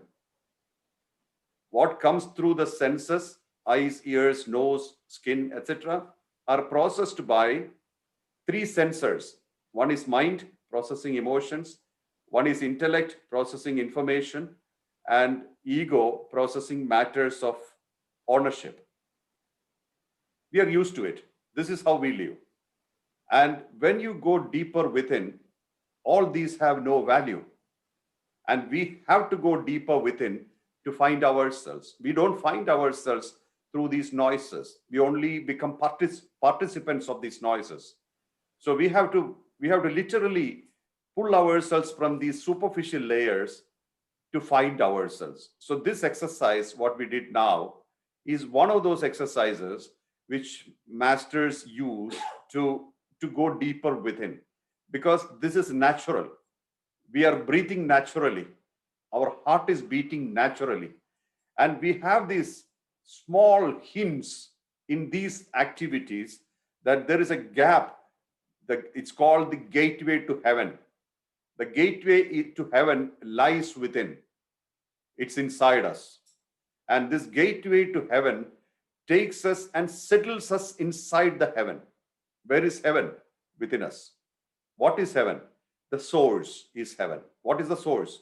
The soul is the source.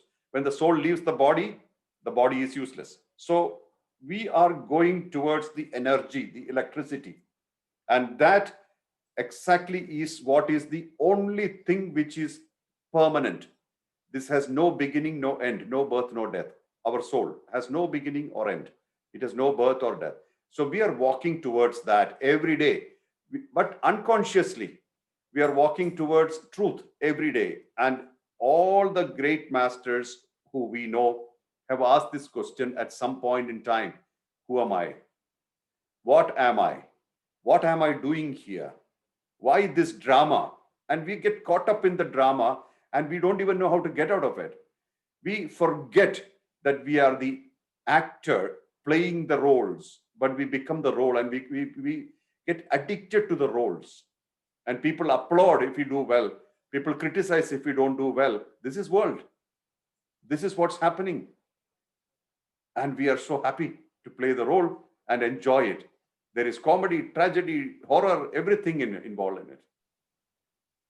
But at some point in time, we ask this question: what am I doing here? And that's a very deep question. So while you set out finding yourself, all sorts of fears will come, because this is unnatural for you. You're not used to silence. Silence means perfect silence, where all your noises, including the noise of your thoughts, are far away, far, far away. The moment you realize that they are far away and I have nothing to do with them, life starts then. Freedom begins then. Until then, there is no freedom. It's activity and addiction. Activity, addiction, activity, addiction. This is all that we do. So we have to really, really find ourselves. The first process which I did is a very elevated, it's called ascension process. That process takes you to a state where, imagine you are actually aspiring to elevate yourself to higher consciousness. That spot, the space, which is grossly unexplored, becomes a blockage. So that's why I said horizontal. That has to happen horizontally, because we are only used to our existence horizontally, means linear time, but we are not used to our energy horizontally.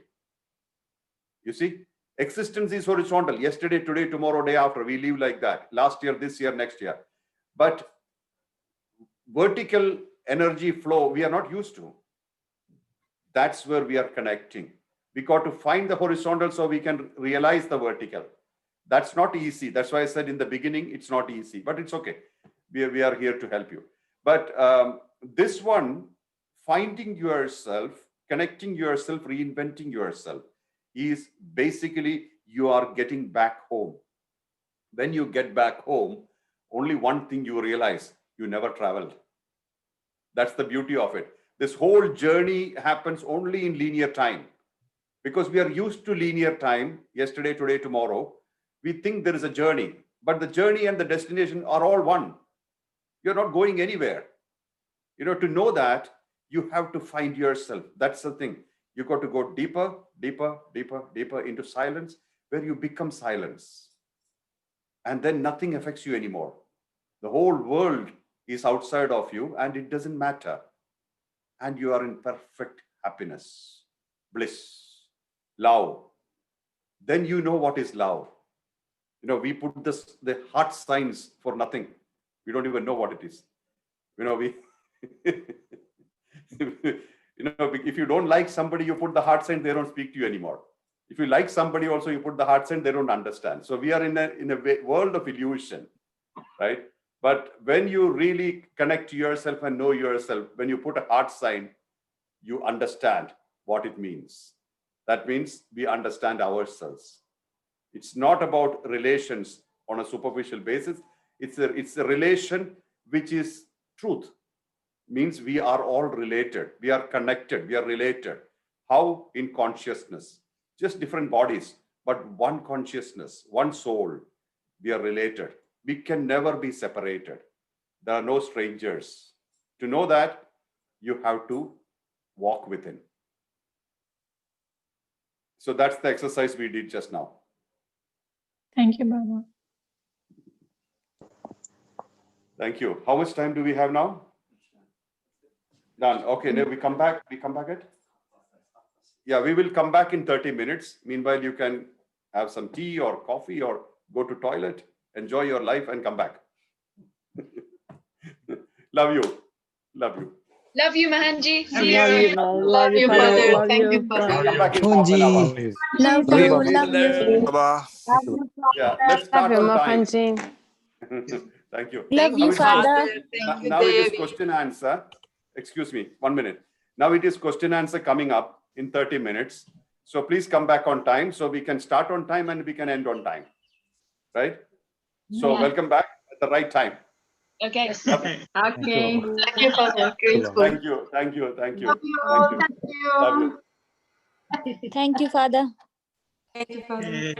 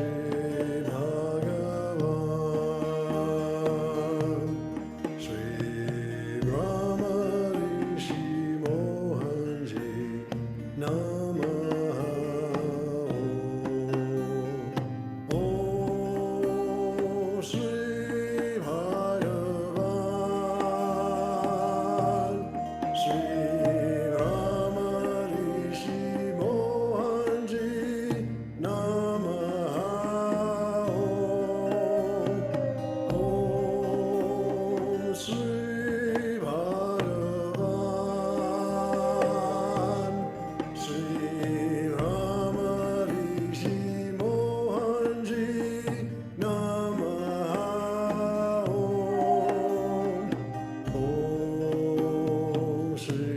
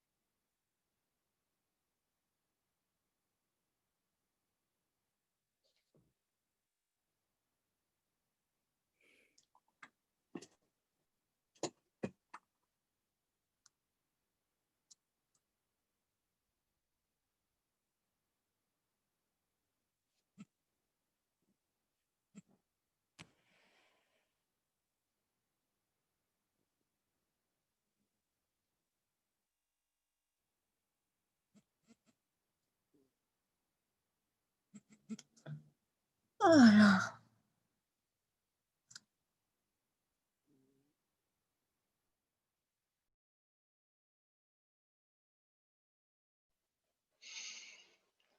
welcome back. I hope you're ready for the second half of our program. There we go. Yes. So we have another 2 hours left. So those of you who have joined us for the first time today, so far we had beautiful processes preparing us for this day. And I hope you have felt today during Mohanji's processes that beautiful energy of merging and the invisible boundaries slowly withering away. So now from the level of intellect, we'll seek that clarity about our higher potential, about the special quality of this time. And really anything you want to ask Mohanji, feel free to ask that. This is not a public program. You're not in front of the cameras. It is our intimate space within. So you can really feel free to ask any question, anything that bothers you, and Mohanji will provide the answer. So one option is to write, you can write a question in the chat box here on Zoom, or you can unmute yourself and ask the question. Both options are fine.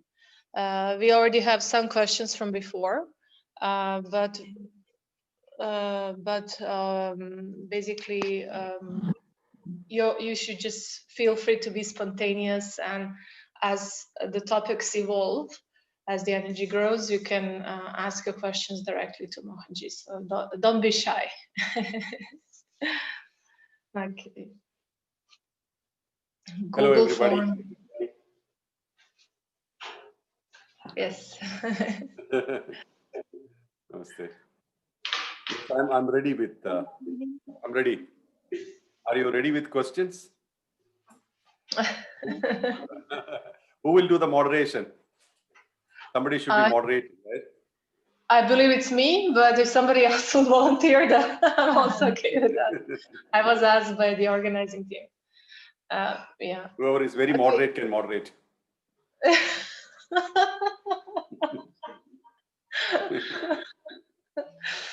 Okay, so we'll start with a question for you today. So from your perspective, Mohanji, what is the importance of this day?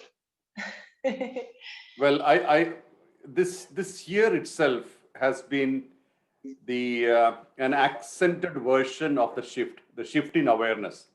So if you look at 2020, from January onwards, we are facing an unknown enemy or invisible enemy. And we pretty much don't know what to do with it. And now they are saying that this enemy is mutating, that is coming in different forms. And we do not know how to fight it. So I look at this time like a third world war, where we are unsure about our own existence. And something unknown and invisible has floored us, has brought us to our knees. So this is our state now. Something completely unknown and in a way unknowable. We don't know. So this decade, we have to consider as something quite important. We have to understand this as quite important. One second, let me just connect to this. Sorry. Okay, so today, see, there has been a lot of planetary movements in the last year, 2019 and 2020. Especially Jupiter kept shifting, and there has been so many unnatural combinations, which many astrologers and many seekers or many saints have said that this could be quite detrimental for Earth. So it looks like the ascension is equal to elimination as well. It's not just one species ascending. You know, the one species ascending doesn't seem so right, because the earth belongs to everybody. There has been numerous creations, various types of beings, and they all have their relevance and expressions. And except human species, every other species is well connected to earth. Only this species, the human species, which has a superior intellect, that is why we are different. Like the basic intellect, all beings are fine and happy. In fact, not happy because of us. Otherwise, they are fine. So the species extinction, the forest fires, tremendous levels of uncertainty or even insensitivity have taken place.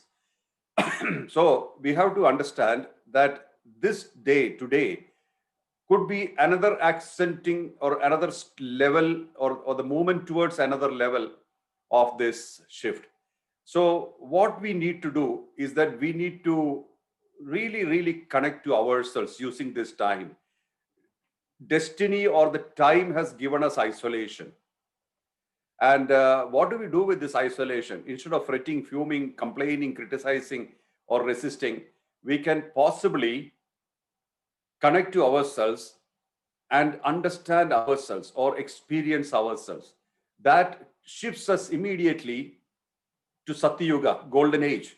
Golden Age is an age of perfect awareness, perfection in awareness. So this is accessible to us.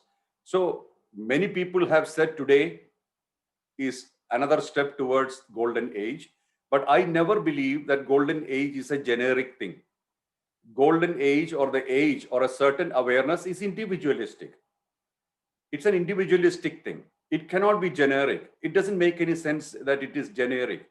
Means everybody gets enlightened. It's not possible because we are all karmic beings. We have loads and loads of karma from past lives, from lineage, from which we collected from this world. We have tremendous quantity. One day you can't just eliminate all that. So there are repeated births possible.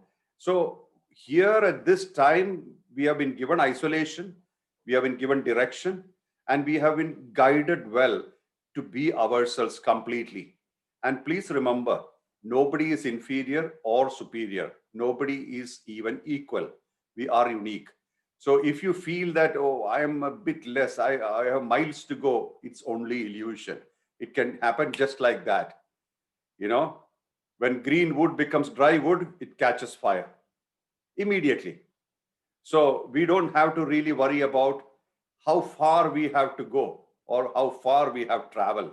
It is immaterial. It doesn't matter. You know, it can be spontaneous, right now thing. So we should not judge ourselves, complain about ourselves, or criticize ourselves, underestimate ourselves. We should not do that. Instead, accept ourselves fully as we are. And that way, by avoiding resistance, we can progress much faster. When you, like, there is a saying, if you stop to throw stones at every dogs that bark on your way, you will never reach your destination. This is exactly the point here. Let's not worry about our weaknesses, our inefficiencies or insufficiencies. Instead, we focus on our strengths and clear direction. The second process I did was to tell you where to look, not to make you what to see. I don't want to make you see what I see. I would like to make you, or I would like to show you where to look so that you know what to see by yourself as you are. So this is what I feel. I think today is a good day for a reconnection. That's probably what is the best way to do it. It's probably a good day for reconnection. With whom? With ourselves. With ourselves. We are the most strangest, or we are the stranger that we are struggling to sleep with. You know, we are finding ourselves as strangers. And this connection is very important. Total acceptance. You know, you can't really avoid yourself and talk about becoming enlightened. Your self-realization is only a thing which is already sitting inside you. You are only trying to connect to something is already inside you. It's not coming from outside. No master can take you there. No master can promise you enlightenment. But if you're deeply connected to a master who has already found himself, that can help. That's all. If somebody tells you, I'll give you quick enlightenment, run away from them, because that will be some kind of a hallucinative experience, not real, unreal. So it's important that you need to accept yourself. You need to connect to yourself. You need to be yourself. You can only be yourself. This is a good day for that. For you to be yourself, connect to yourself, know yourself, and feel yourself as complete. This is a very good day for that. So probably it's a good time to start walking. And again, as I said in the beginning, walking itself is an illusion. When you reach home, means when you start connecting to the energy within you, which is actually making your body, mind, intellect, ego, spirit function. When you start connecting to that energy, you realize that you never traveled anywhere. You have never traveled. There's no travel. There's no journey. There's no destination. You are already home. You are home. You are the home you're looking for. There is not even a journey. So why this illusion of journey then? It's only because we are used to linear time. We are used to rebirths. We are used to patterns. Patterns means repeated, same things repeated. That is pattern. We are used to all these things. So we decided that there is a journey and there is a destination. So we are happy with this drama of the journey, drama of finding the destination. And we love this illusion. We like all the stage plays. That's why Hollywood thrives. Next question.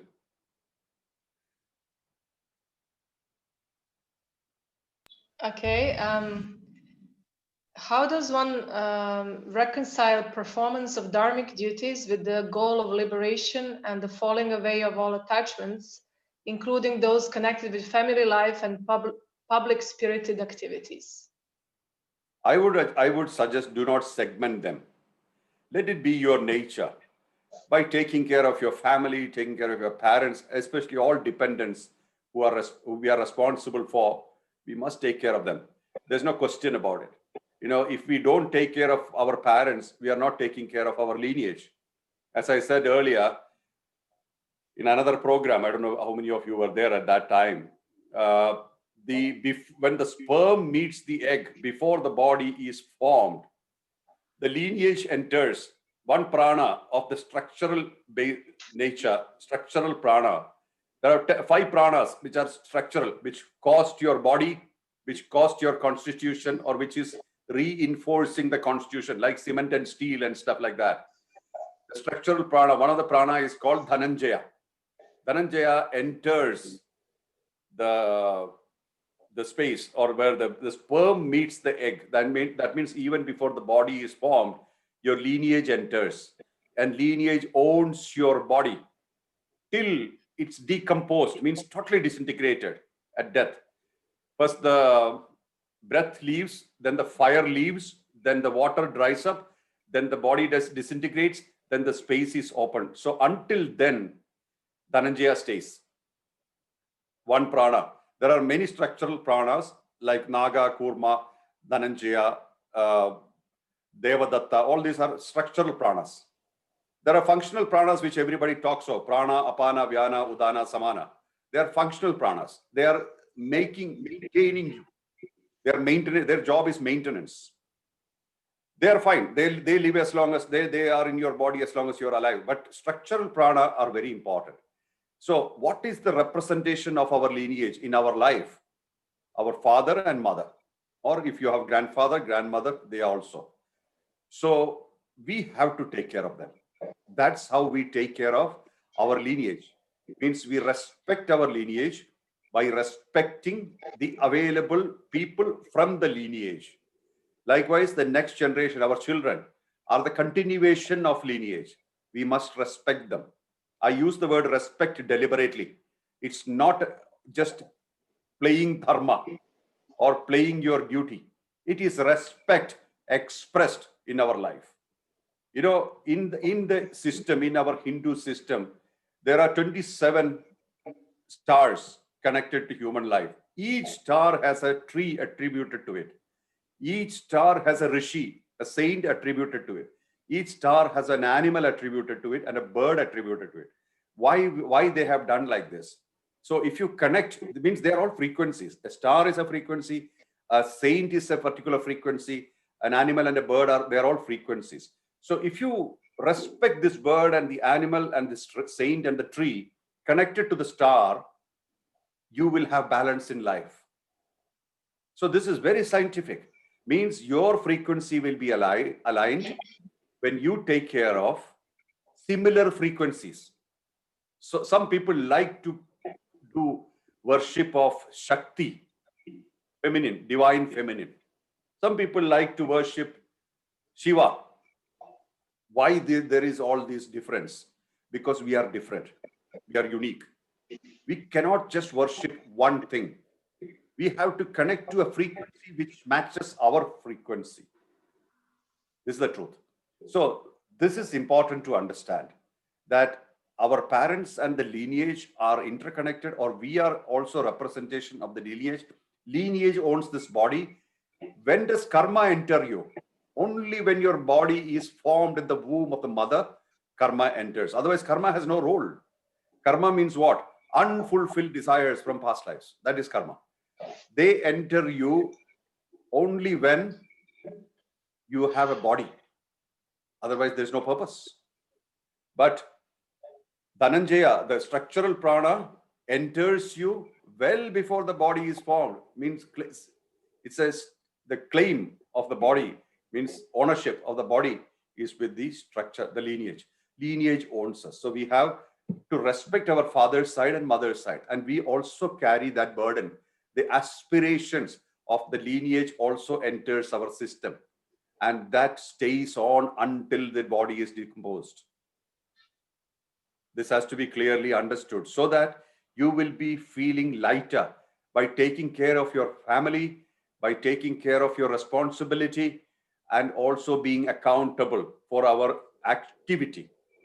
All these are important so that you will have a stable, settled life. This is spirituality. This is spirituality. It's not just going out with the senses and doing what you like to do. And then you say, oh, I made a mistake, or I did not make a mistake. Whatever it is a regret and guilt, unnecessary. You know, there should be no regret, no guilt, only easy, flowing, smooth life. And it's our right. So it's important. Family is important. Everything is important. And when, as I said, each star has a corresponding tree and an animal and a bird and a rishi, it's a thing that what knits us together is the thread of respect. What knits all these beings together is the thread of respect. If there is respect, there is life, there is harmony, there is continuity. So, respect is the name of the game.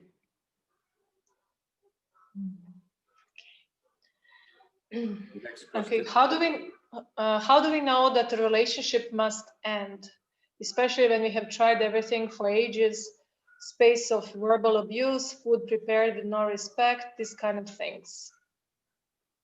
I didn't understand the question. This is a statement or a question? I'm also wondering. Well, I guess the first question is most important. How do we know that the relationship must end, especially when it ends? We will know, right? When a relationship ends, we know. No.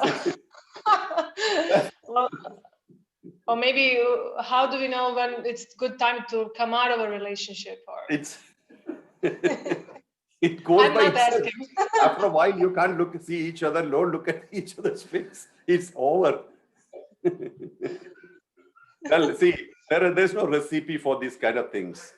I normally look at the most important thing of our life is freedom. Freedom is not with people.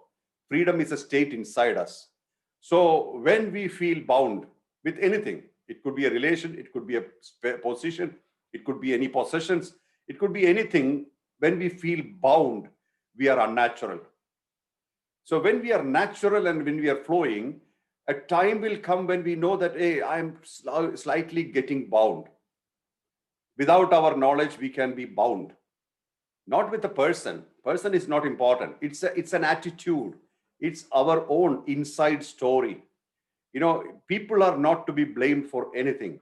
It's our state, our connection, or lack of clarity, or even our emotion, which causes these kind of strange bindings, which makes us unnatural.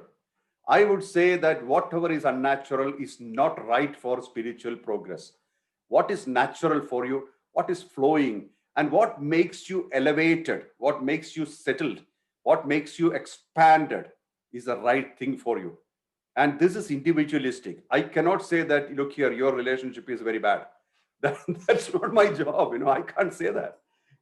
So some point in time you would feel, okay, that's done. So that then you just keep moving, because life is movement, life is change. All the time is changing. And why we cling on to some toxic relationship is only because of habits. We are habituated towards it. Even if it is painful, we stick to it thinking that tomorrow it will be better. There's no guarantee. There's no guarantee in life. There's no rehearsal in life. There's no reversal also in life. Life is a flow. It just happens each moment. And if we feel that tomorrow I can make something better, it's an illusion which you are entertaining. You always have to respect the other. If somebody does not respect us, our time, our presence, why should we be there? It's not necessary to, I hate to impose myself on people, and I do not really entertain people imposing themselves on me, because I have the right for my privacy, like everybody have the right for their privacy, their inclinations, expression of their inclinations and desires. But I only tell one thing: let there be no harm to people. Let your presence be harmless to people. No violence. Simply put, no violence. No violence in thoughts, words, or actions. If something is not really suitable for you, you have to be telling them, look here, I love you, but at the same time, our frequency has stopped matching. It is not connecting anymore. Don't force it. And then if you don't force it, it will have its natural parting and without pain. We can always have that. We are all mature people, right? Amazing individuals. Even God is surprised to see us. So, so we should be having great life. Yeah, I don't see why we can't have great life. It's not about money or possessions or any of the other things. It's an attitude. Like I told earlier, right? I like lion very much. Lion. I think I've told you this. Probably if it's repetition, please excuse me. Pardon me for that. I like lions because lions are very sure. We call them the king of the jungle. Lion is not the fastest animal in the jungle.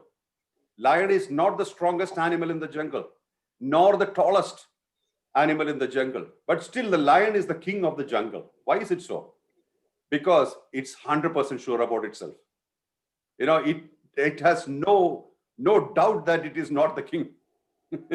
It's an attitude. Its attitude is that I'm the king. And it will go ahead and attack an elephant. Elephant knows very well that it's much bigger, much larger, and much more stronger. But lion wouldn't care. Lion would attack an elephant, and the elephant shivers. Because this attitude makes a shiver in these animals, other animals. Second aspect of lion is focus. Lions hunt in pack. They target one deer among 1,000, 100 deers.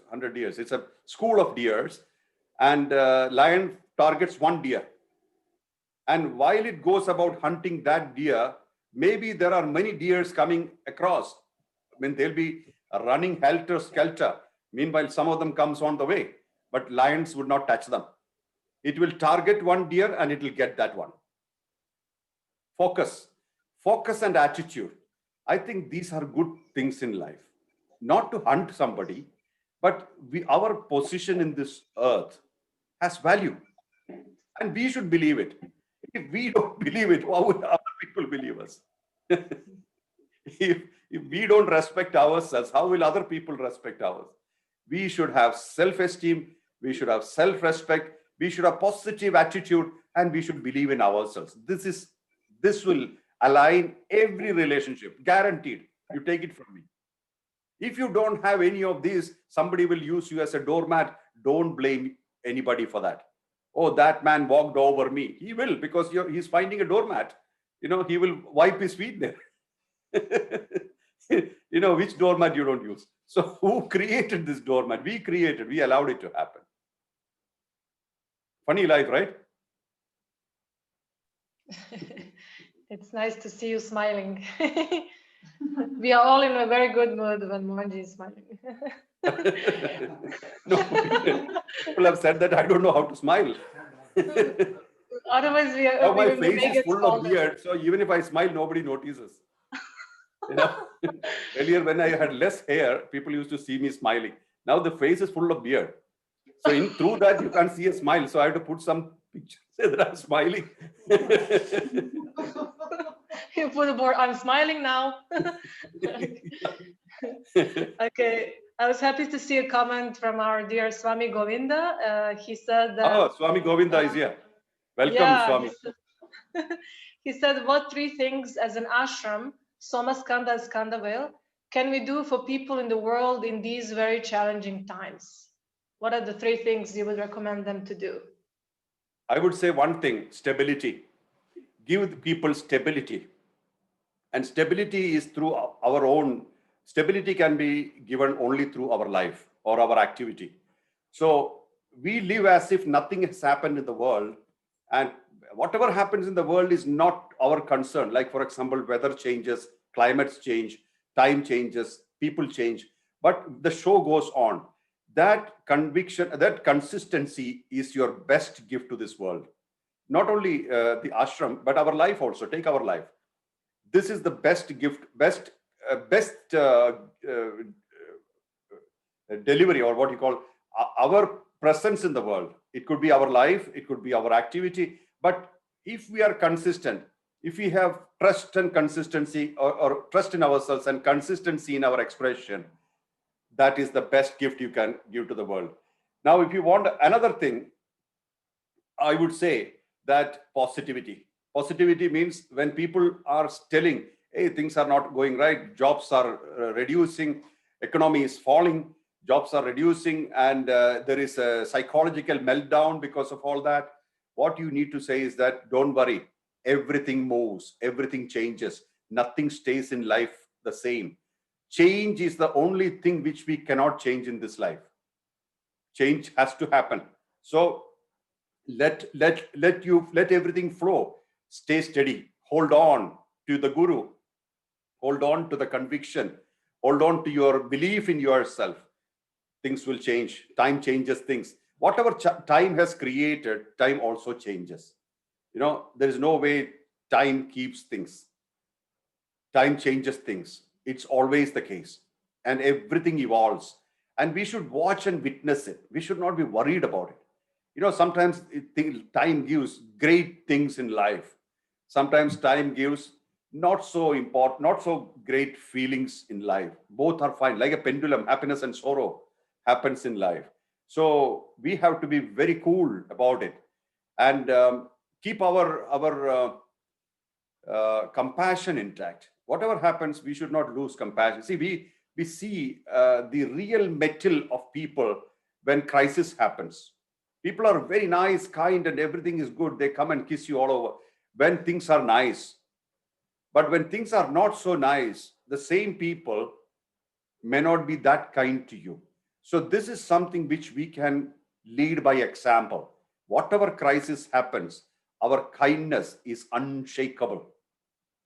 So I think I have given you 3 things spontaneously, but there are so many things we can talk about. But I would say that the consistency is a great message. Whatever I do, or whatever the situations are in the world, I'm consistent, I'm stable. I always put that as a benchmark. You see, I have had situations in life where the real people, the friends, the people whom I thought as friends left me or did not stand by me. So I took a decision at that time.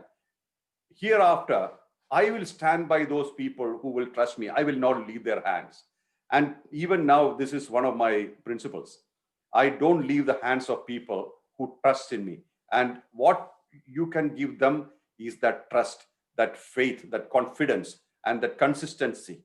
And that will change people to great extents. People become so powerful. Every rat can become a lion if they have the right attitude.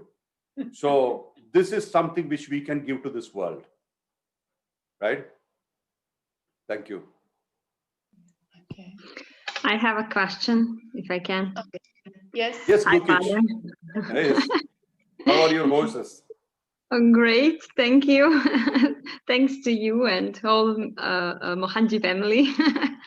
Thank you. I have a question regarding stairs to heaven. Actually, I reached a state during my Kriya practice in which I reached that place after exhalation, you know, when, as I say, going downstairs. And I stopped breathing, and usually stopped breathing, and it was a beautiful experience, like I'm, you know, like it's my nature state. And after a long time of not breathing, I continue with inhalation, and you know, and I was eager every time to come back to that state, but it was always downstairs. As I say, but today I experienced that also there downstairs, but I could continue breathing and staying there. Does it matter? My question is, does it matter? Are we upstairs or downstairs? Actually, or it's the same state, I know, but does it matter when we experience that? No, Lukic, there is no difference here. You know, every time, see, like when you wake up in the morning after a deep sleep, it's a new life. So every day we have a rebirth. We are reborn each day. So every day we are taking a new life. And then we go through the state of waking to the various situations. And then we enter into dream state.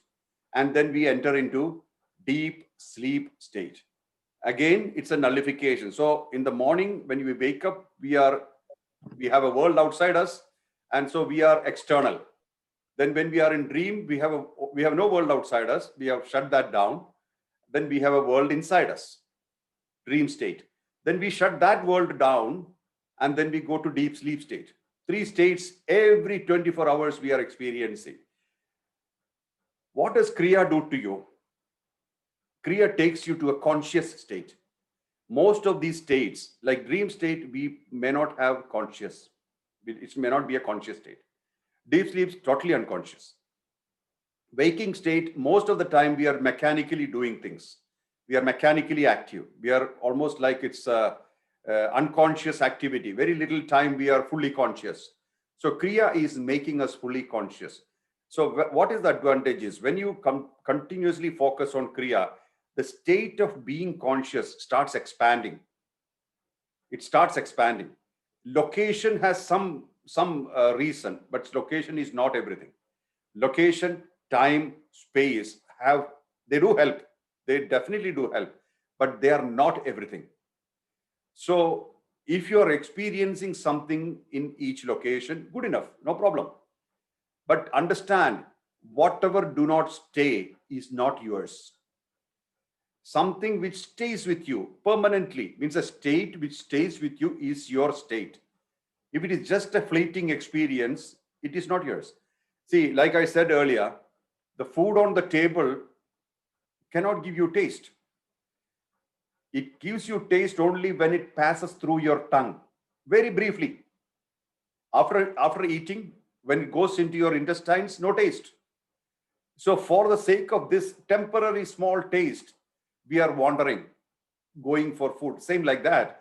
We are mostly living unconsciously, automatically, driven by inclinations and habits. So when you do Kriya, when you are on a vertical plane, past, present, and future is reasonably nullified. That time you are on conscious mode. You are conscious. If that conscious state extends further and further and further, it covers the whole waking state first. When you're awake, you're fully conscious. That means you're a witness to your life. Not that you're doing life, you're being life. Do you get me? The whole idea is that when we become life, we are aware of life. There is no distance between you and reality. You live reality. So we are being life. And then after a while, instead of slipping into sleep, you will transcend into sleep. Means you become aware of your dream state also. That's what the Kriya should take you to. You automatically become aware of your dream state. Means you are witnessing your dream state. Dreams are happening. Where are dreams coming from? Stored data. Something which you have already kept inside, stored inside. Where from? Experiences of the past. You have collected them, stored them. They produce dreams. So what you store and what dreams become could be different. Means you stored fear. So dreams will become like an enactment of that fear as a drama. So this is okay. And conscious awareness will be on that as well. Then eventually on an extreme state, this being conscious extends to the deep sleep state. That means you shift to Turiya state, fourth state. Fourth state is a witness to the three states of consciousness. So all these states you witness, that means you have detached yourself from the world of karma. Then what remains? Dharma. What is dharma? Righteous duty. What you have to do. That will be the only thing. Karma means what you love to do. There's a difference here. So karma shifts to dharma. What you have to do. You will spontaneously do what you have to do. So these are all phases which we go through in the transition to find ourselves. And it automatically happens. So that's what I say. If you have found somebody who has transcended these states and found the truth, whatever happens, never leave that person. Or that never, because that person is a state, not a person, not an individual. He is a state, and do not leave that state, because that will help you to transcend into that state easily. You know, that's why there are no many gurus here. It's just one state and many expressions which we call gurus. Just a state of stability, continuity, consistency. That's all we have. And many, many masters are sprouting out of it. You know, so this is the point here. The point is that all these activities are leading towards a stable consciousness or stable awareness of the consciousness. Got it, Lukic? Yeah, now thank you you. go ride But horses. I have one more question Yes. about Kriya again. I'm only worried if people will get bored with Kriya, Lukic. You know, because I don't think many of the people are practicing Kriya. So make it very short. I give you a long answer to the short question. Okay. Before iCard, somehow Baba's face come to me, and I felt at the same time to connect with him and with you. And sometimes in my mind, you know, distract me and telling me, "Come on, you have to connect to Mohanji and Baba. They are the same." And you know, it starts at the beginning. It starts, you know, struggle with that. Is it okay to think of Baba and you at the same time? before iCard, I mean. Yeah, if you want a straight answer, I would say it is not okay to think at all. Don't think. What spontaneously happens to you, enjoy. See, when you think what is happening, you are keeping your mind. We are struggling to get out of the mind. We are struggling to come out of the mind. So why do we think? If Baba comes, be happy. If Mohanji comes, be happy. Doesn't matter. If everybody stops coming, then you should be happier. Then what remains is you. And that's what you're trying to find. You know, Sri Ramakrishna Paramahamsa was always used to go in ecstasy of seeing Mahakali. He used to worship Kali. And Kali used to come in front of him and he would go in trance and ecstasy. Amazing state. And he was happy. Then one day he met Totapuri, another great master. So Totapuri told him, you haven't arrived as yet. You got to stop seeing mother. Where do you see mother? Outside. You have to stop seeing mother outside. So how do I do it? He said, when mother comes outside next time, cut her into pieces and gave a sword. So Sri Ramakrishna Paramahamsa tried his best because mother is everything for him. And when mother comes in front, he has to cut her to pieces. Impossible.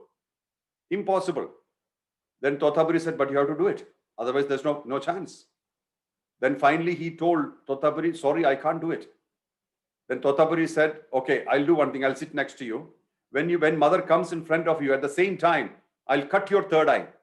That time you cut mother to pieces in that shock. And he did that. Mother entered him. Then he and mother became one. There was no mother outside. Then Sri Ramakrishna Paramahamsa became Mahakali. That's the point here. The more you see outside, the less you see inside. This is something which you should always remember.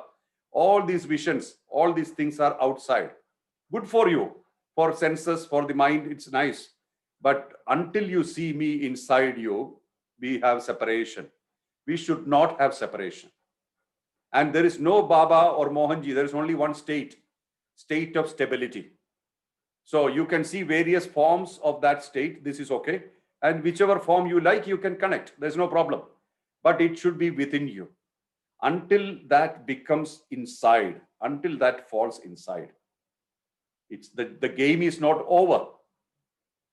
Until then, you ride horses. Once you're done with horses, you sit down and connect inside. Thank you. Love you. Thank you. Okay.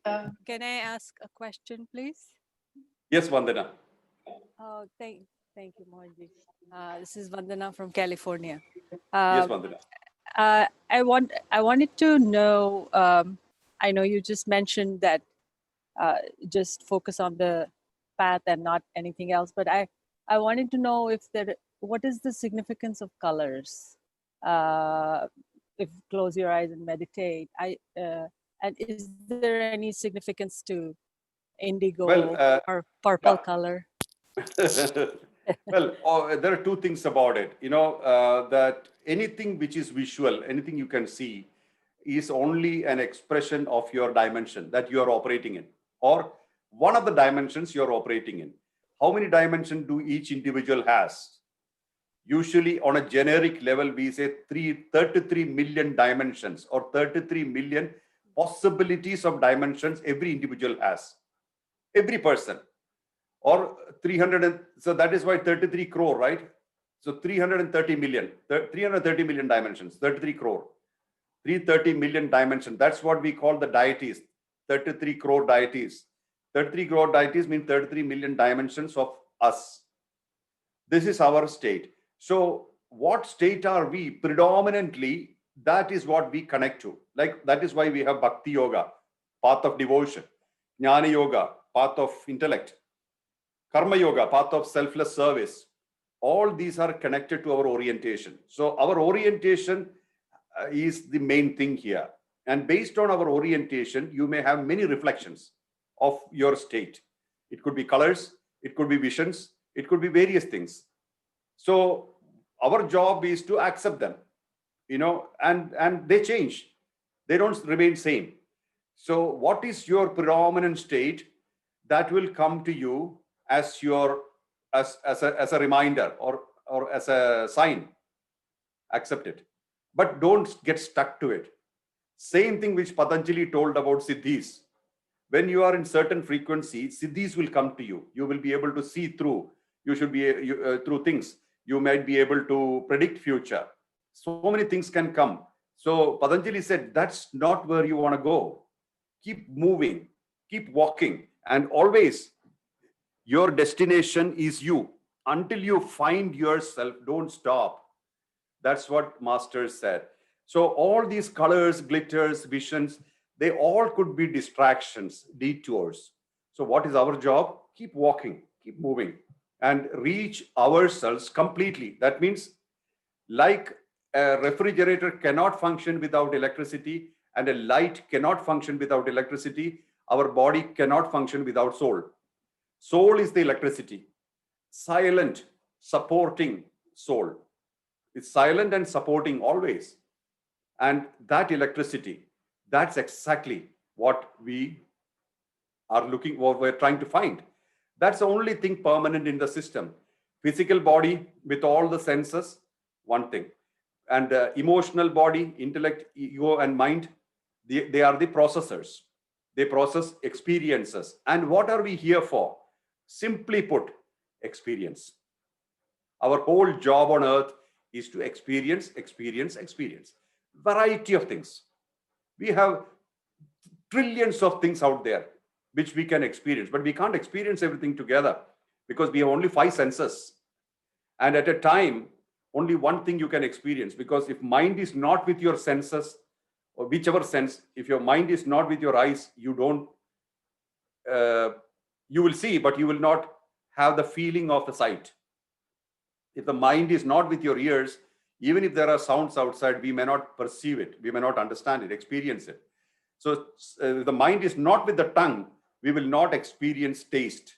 So mind is a very important faculty which should accompany the senses to create an experience. So with all these trillions of things outside, through 5 senses, only one thing we can experience at a point in time, given point in time.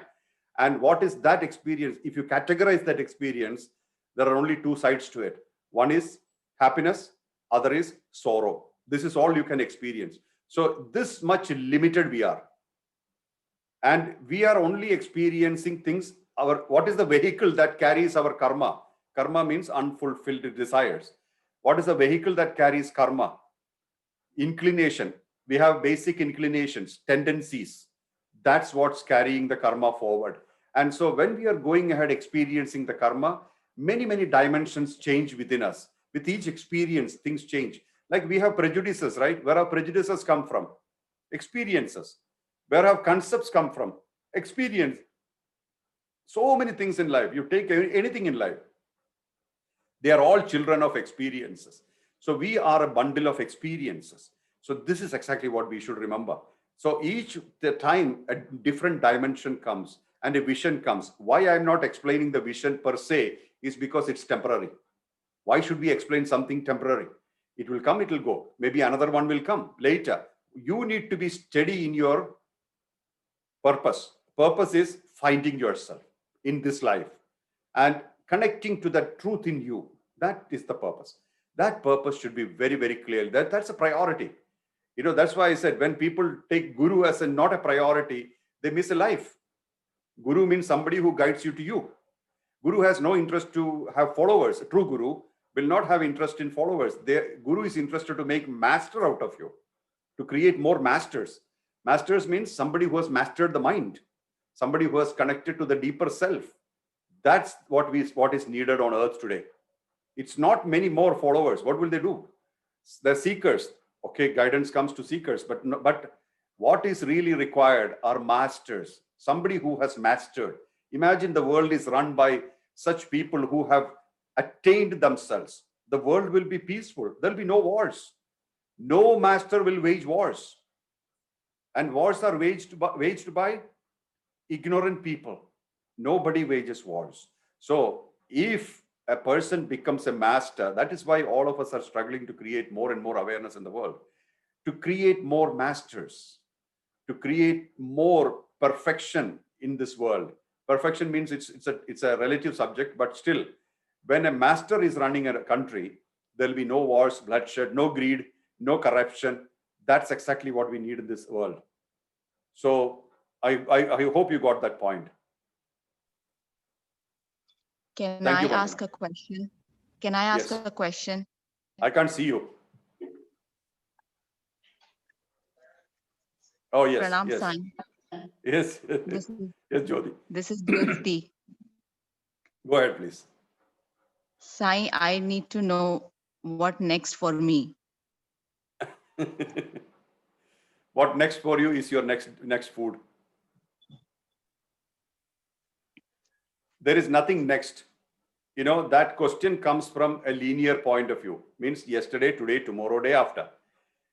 What you really need is always within you.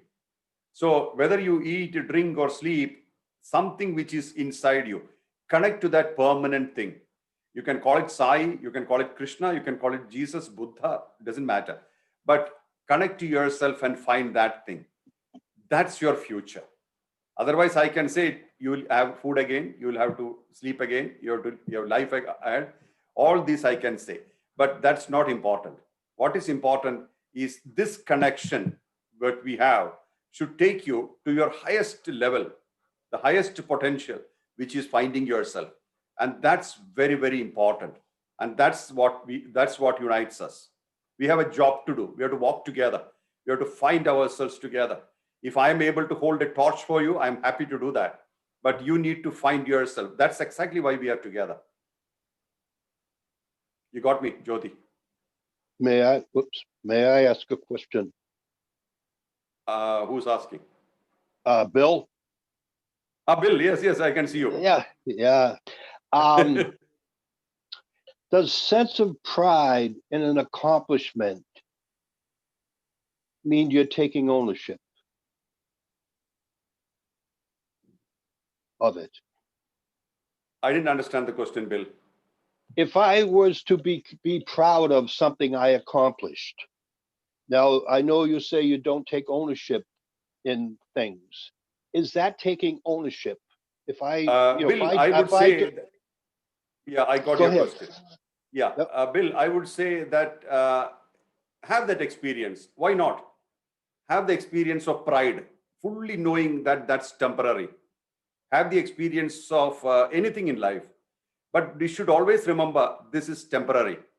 With that clear awareness, whatever experience you have is good, because that's what you came here for. But when jealousy happens, understand there is appreciation behind jealousy. You know, when you are jealous about somebody, you are indirectly appreciating that person. So like that, we must know, okay, all these are coming and going and I'm enjoying, but that's not the end. So if awareness stays on top of all our emotions, we are fine. If we get carried away with it, then it's not fine, because we become slave to an emotion. That's binding. Being slave to anything is binding. Otherwise, life is beautiful. You have every experience, no problem. With full awareness, that awareness should give you maturity. So when maturity happens, you will not be stuck. When emotion and ownership happens, then you will be stuck. But you can be proud of something. You can be happy about something. You can be feeling good. You have every right to feel good. Feel good with full awareness that this is not the end. This is a sensation. And beyond the sensation, there is a perpetual state, which is bliss. You know, well beyond all this, it's very, very, very a great state of bliss. Nowhere else to look inside you. It's within us. So with this understanding, if we do it, it's amazing. Right, Bill? Yeah, next question. Yeah. I'll just ask one of the previous questions. It's kind of, it's different. So maybe to give it a chance, about organ donations in the spirit of liberation. Do organ donations express the spirit of liberation as showing complete detachment from the body and life itself? Or do they pose karmic interference, both for the donor and the recipient? Well, the second aspect, yes, it's because, as I told at the beginning, your body belongs to your lineage, and every part of your body is also connected to lineage. So when you give a part away to somebody, of course, you are transferring a part of that lineage responsibility to that person. But that's only a minor aspect. But is organ donation right or wrong? This is totally individualistic. You know, when I was serving in Iraq, I had written in my will that any part of my body can be given to anybody poor. You know, I wrote a will. You have to give a will, because you could be dead when you are in Iraq. So I wrote in my will that any part of my body which is usable, if I'm dead, it's usable, then can be given to a person without taking money from him, means poor people. So I thought this is the last thing I can do in this earth, means you give away everything. But one thing I tell you, it should not be forced because somebody said I should not do this. It should come from within. Whatever comes from within and whatever makes you feel stable, satisfied, is good for you. But if it is because I thought so or now I regret it, that's not a good idea. I don't really like regrets and guilt because that's completely coming out of ignorance. So I don't really endorse that.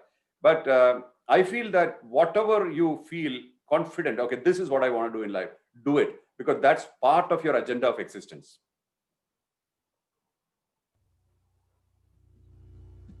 Baba, can I ask a question? Yes, next question, please. This is Iman. Yes, Iman, yes. Yeah. As you told me before, just be happy. Everything is changed in my life. Many things changed, but sometimes I have hard situation and I have to facing with someone who has problem with me. I lost your idea, and with tough emotion, I can't survive in that situation. I love all of people. I know no one is outside me. I have problem inside with people. So what should we do? What should I do in this tough situation? Yes, Iman. These kind of situations, like the ups and downs of life, are normal. It has to happen because life goes like a pendulum between happiness and sorrows. So sometimes there are situations which we kind of like, and sometimes we have situations which we do not want to handle. But when we resist, see why sometimes the patterns of sorrows comes back again and again. Have you thought about it? Because we resist them too much. What we resist, see, like for example, those people who hate you will be remembering you all the time. You know, those who love you may not remember you, but those who really hate you will never forget you. This is human nature. You know, what we do not like, we tend to resist, and what we resist persists. This is how life works. So when we resist a situation long enough, we end up having it more often. But at the same time, it's cool to be kind. You know, when somebody is angry with you and you're very kind to him, that gets dissolved there itself. If somebody is upset with you and shouts at you, Iman, you are a donkey. So you're smiling back. Oh, maybe that man cannot see well. He needs to buy some specs. You know, he thinks that you're a donkey. So that you are actually you're laughing inside. Do you think that it will have an impact? Because you will feel nothing. So if we don't feel all these things too much, that means we are not resisting it. We are not pushing it away. They come and they dissolve and go. That way we can make our life more easier. Sometimes situations are not good for a period of time because we accumulated them over a period of time, because we resisted them over a period of time. So this is why sometimes such situations do not go away. Whatever you resist persists. So this is something which you should remember. And situations sometimes we can't change. There is a history for these situations to happen. It happened over time. You know, you did not create it yesterday. It has deeper roots. And whoever we come across, and the intimacy of connection tells that we had such a connection in the past. See, sometimes we connect to somebody superficially. We meet, we shake hands, probably have a tea and we leave. But to some people, we connect very closely and we don't want to leave. We feel close to our heart. We feel as our own, related. That's because we have a deeper companionship with this particular constitution earlier. We may not have done this consciously, but it happens so. And that's exactly what brings forth a kind of experience. So everything in life is about experience. Every relationship, some people we feel very connected, some people we feel disconnected. That's the frequency. It's again connected to frequency. but all are okay. So if you accept all these things in life, they will come, they will appear, and they will go, and you will only watch it. But when you decide, hey, why this man is calling me a donkey, I should call him 2 donkeys, then you are into fight, you are in a war. And then what happens? He will call you 3 donkeys. So there is no end to it, right? Then you finally you can't count the donkeys. How many donkeys there are, we don't know. So this is exactly how it escalates. So what we should do is that, okay, he called 1 donkey, now he can't see well, no problem. Be kind to him and probably get him some spectacles so he can see better.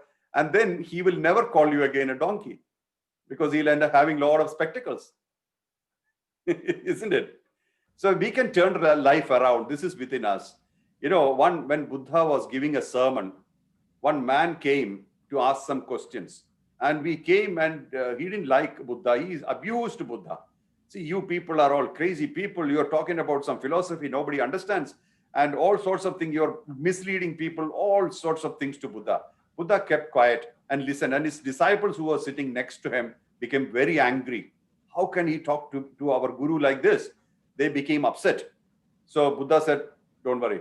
You know, he showed his hand, sit down. And they wanted to attack him. They wanted to beat him up. But Buddha said, no, don't do anything. And he continued to abuse. And after a while, he left. Then the disciples asked Buddha, look here, why did you keep quiet? He was abusing you. Didn't you hear? Then Buddha said, no, I was actually happy, because he was testing me whether I am living what I'm teaching. I'm teaching people not to be violent. I'm teaching ahimsa, non-violence. And if I become violent, I'm not following what I'm teaching. So now this man helped me to know that I'm actually living what I'm practicing, or I'm teaching. I'm practicing what I'm teaching. So this is what Buddha said. We can all be like that. You know, so let situations happen. You said, bring it on, come on, I'll face you. After a while, the situations will shiver before they come to you. Be a lion. Thank you, Baba. I got Iman the lion. Okay, there's a really cute question by Kalina. She's only 11 years old. She says, what happens when we die? Why do we need to die? I'm afraid of that a lot. Well, why did we take birth? That is why we are dying also. See, when anything that is born as a duration on earth, because we are here only to experience a few things for a few years. So everything will come, everything will go, life goes like that. There has been numerous people living before us, numerous people walking the same earth we walked. They all went behind the curtain after they are done. So like that, we will also go. There is nothing to be afraid of death. You know what happens? We have a soul inside us. And imagine you have many shirts, many dresses you're wearing, one shirt, another shirt, another shirt, another shirt, another shirt. Like that, you have so many shirts because it's very cold out there. And this is exactly how the soul is sitting. Soul is inside, that is the energy.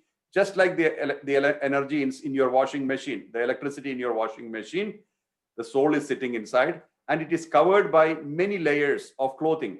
That makes you feel your Kalina. So Kalina is only the external body, which people connect.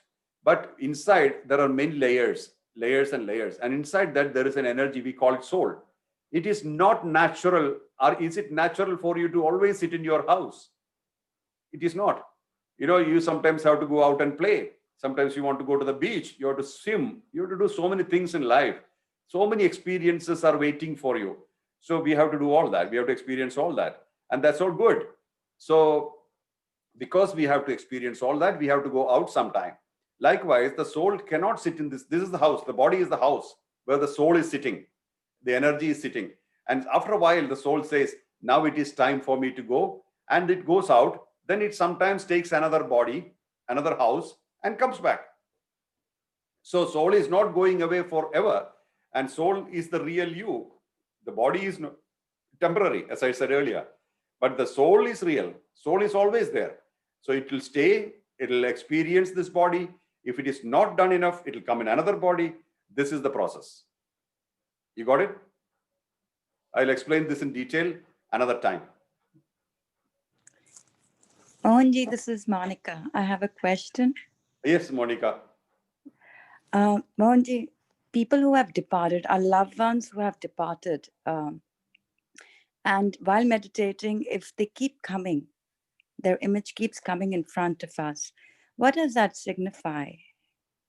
Two possibilities. One is that your emotional connection. Second is that you have something to do for them. So if it is the second aspect, I always say the best thing to do is to feed the fishes and the beings of water in the nature, beings of air like birds, and beings of earth like animals of the nature, and also human beings in their name, within your capacity. Try to do that and in their name, and then see if they are coming back. In case if they want to tell you something, or if there is a communication there which you cannot interpret, mostly this will make a difference. So water, air is also space, and also earth. They are all non-human beings.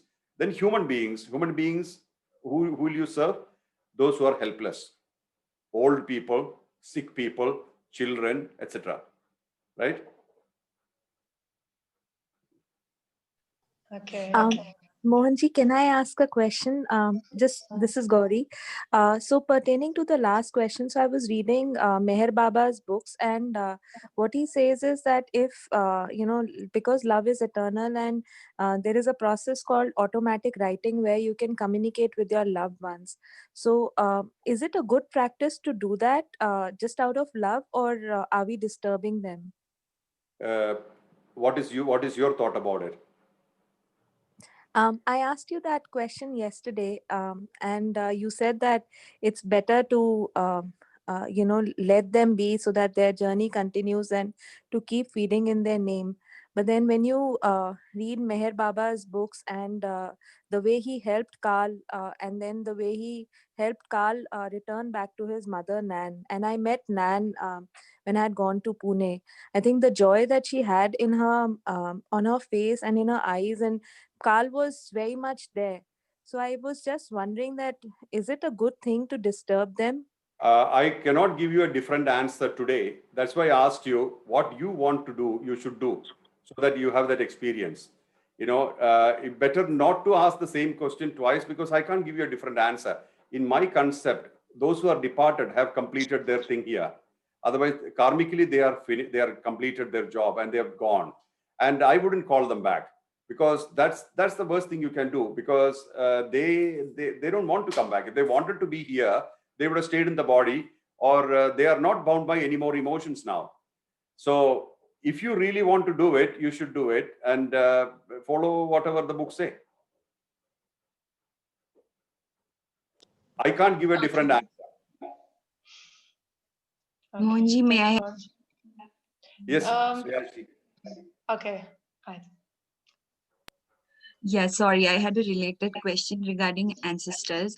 I used to keep seeing, especially my two uncles who passed away. One passed last year, and the other one passed in 2002, and they had a very unpleasant business life and all. So yeah. I'm not making assumptions about that, but I think it may be my illusion or my mental attachment, but in my dreams, I keep getting specific instructions from them regarding ancestral homes, which I can do nothing about at my present state. So yeah, I just wanted to surrender this at your feet, and if possible, if you bless them, your Bhagwan Mohanji, you can I'll do what I can. Peace. Yeah, I will do what I can. Thank you. Okay, I'll just go ahead with a question from Skandavale again, Sister Ali. Yeah. She says, as monastics, we don't see our families very often. How best to take care of them dharmically? How much time should we allocate to them to ensure we do our best for them? Well, this is very clearly stated in the scriptures that if you are far away and you can't handle this, or you have left as a monk, or you are living like a monk, then make sure they are comfortable in your capacity. And I think I have explained this in detail in Moksha, in Mast, in the book Mast, in the book.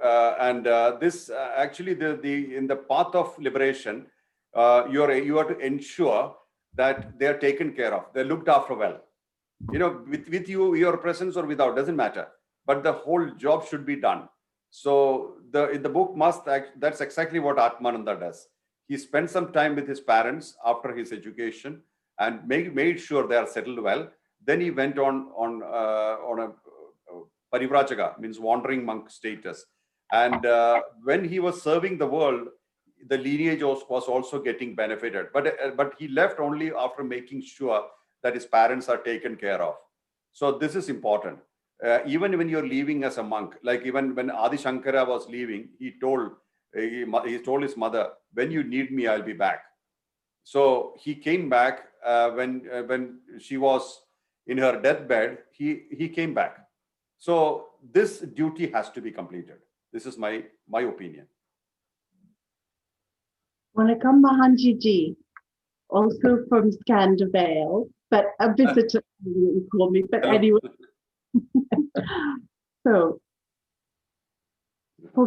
for us, David and I, that you've met before, he's the tall American, this time feels as if there's a very thin veil, very thin, between here and whatever the inside that there is, the portal, like we talk sometimes of that. And that even as I speak to you now, it feels this really exciting, vibrating, light time that in some ways I hear this different news of very dark and this and that, and somehow that isn't what's happening in here. It's just this huge expansion and just light, and the veils being very thin and fine. Gossamer is another word that keeps coming, of just that it's very it's like a razor's edge that we're walking as well, that it's very fine between to stay very attentive, very present, but also in relaxation and grace, and to not fall between the cracks somehow, and it just that we're somehow all really connecting up to this portal, to this amazing kind of dance and laughter and love and light. And when you're talking of when we speak even of gurus, of before and down the road, whatever it may be, that they're all here sipping tea or water like you did here right now, in this moment, in this light. And that's what I just want to... Beautiful sister. Actually, the existence is everything together at the same time. Even though in linear times, yesterday, today, tomorrow, day after, we feel they are all separated. But actually speaking, they are all together. So everything is happening simultaneously in vertical time. And this is one of the things which Krishna displayed in Bhagavad Gita 11th chapter, when he showed his Vishwarupa, his actual form, the universal form, that everything is happening simultaneously. And that's the image he delivered. And this is happening. But to know that, we got to take ourselves out of our local mind, a mind which was used for local things, means our daily life. When we live our daily life, it's very difficult for us to perceive or even understand the macro level of existence, means parallel realities and stuff like that. So many things are happening parallelly. That is again the question which one guy asked Ramana Maharshi: if I die now, will I come back in another body after 2 years? So he said, possible. You can come back in the body after 2 years. But maybe at that time, you will be 70 years old already. That means you are already existing in a body, And from one body, you merge to your own another body. All these parallel existences are taking place. But to understand that, you have to first settle down in one existence fully. Then only you see all the other existence simultaneously. Otherwise, it will be like a drama on the screen where you feel you're involved, but you're not involved. Or a silver screen, feature film on the screen, that you feel on the emotions, but at the same time, you're not involved. So our fundamental is to connect to ourselves, settle into ourselves. Then we realize that there are many realities we are parallelly existing. You know, ourself, this particular incarnation has multiple dimension. This is in detail told in Yoga Vasishta. Yoga Vasishta has spoken about parallel realities. See, something just an hour or two happened, and in between, one lifetime has completed elsewhere. So all these are possible, but it's not easy to explain in this level, except like a story. But the moment you experience, you realize that the depth of illusion itself we don't understand. Forget about the reality. Reality we don't understand, because unless we become reality, we don't understand. But the depth of illusion itself is too large. Many things are happening simultaneously, and we cling on to these emotions so that we don't even see anything. So this is our life. Thank you. Hello. Next question, Baba, I have a question. Hello. Yes. Father, I had a question. My name is Mahantesh. And Yes, this is regarding the intricacies of karma. Since one of my relatives, close relatives, was treated for cancer recently. Some people are detected at the earlier stage in cancer, and some are detected later. And recurrence happens in some, and it doesn't happen in some. So even that is also karmically predetermined, or is there any chance of a free will or something like that? Yes, indeed. Because most of these things are connected to suppressed emotions. Suppressed emotions. You know, we like, for example, two things can help us from a lot of diseases of this nature: forgiving, forgetting. These two things are very, very, very deeply important. See, now there is this new branch of homeopathic system coming as German new medicine. And yesterday I spoke to one of those doctors, and he said actually he's one of the main founders of it, I think. Founders, or whatever you call it, the board members. Or he said he's using my teachings for it, and it's working very well. And he's using only two aspects of my teaching, which is forgiving and forgetting. And that itself is curing, and it's helping cure very fast. So why certain diseases, some psychosomatic things are happening, psychosomatic diseases are happening, is mostly because we do not let go. You know, the main meditation, the power of purity, is to let go, to come out of this mess, you know, to bless people and come out of it. So letting go is very important. Two aspects of letting go is forgiving and forgetting. Unless we do that, it can repeat our existence over and over again. And same situation. Like a disease can be a pattern. You know, it comes back, it rotates by itself. It comes back again and again as in a loop. So all these can be avoided by just letting go. So I feel that for cancer and those kind of things, there should be a lot of counseling required. Regression therapy is really working on cancer. Autophagy is good for cancer. Autophagy means controlled fasting. You know, controlled fasting is good. And also letting go is very important. Having a relaxed existence after forgiving everybody, you know, the whole world, those who harmed you or let you down or betrayed you or traitors of life, we got to let everybody go, let them go, and be peaceful, so that this will help, you know, to stabilize our physical structure also. So this is what I feel. Thank you. Okay. Can we change our Kundali doshas? This question came twice. You heard the question? Can we change our Kundali doshas? I think so. Everything can be changed. Kundali dosha, it's that's an astrological thing. So astrological things have its proper remedies. They have also prescribed remedies. Normally, astrologers give those remedies. If you have this issue, then you do this. If you have this issue, you do this, etc.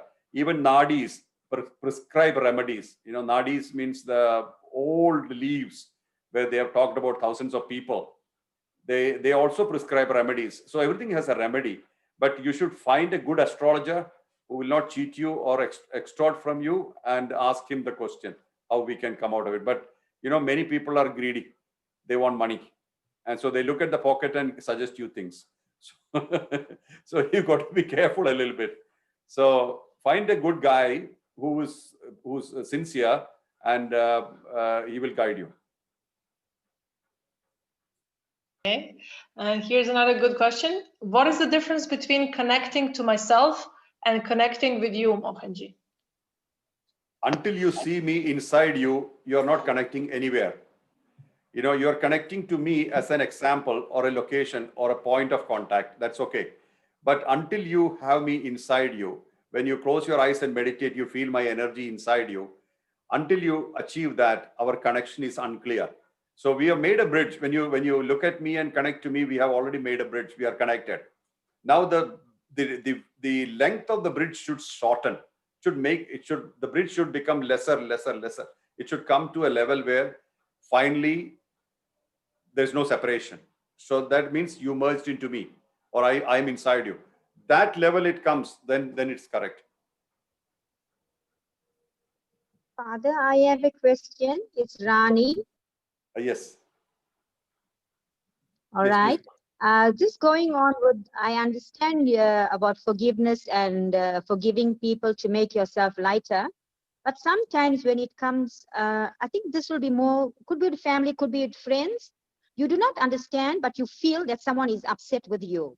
So is it okay? Can this work on a soul level, from your soul to that soul? Can you ask for forgiveness and send light and let it be? Because you're not sure if you've done anything wrong to upset someone. So does it work soul to soul? Okay. My suggestion is that if you can talk and finish it off, like through discussion, that's the first preference. Like, for example, one of my classmates, a very close classmate, and he has been connected to me for a long period of time. And at one point in time, I did not really like his double standards, two faces. You know, I don't really like two faces. One face, that's enough, because we already have plenty of other parallel existence. And why should you have two faces in one life? So I would rather be one face. So I told him, and he was upset, and we had a separation. And after a while, I decided, why should I have a separation from this guy? I called him up. I said, I love you. And he called me back. And he said, I was waiting for this. So we reunited.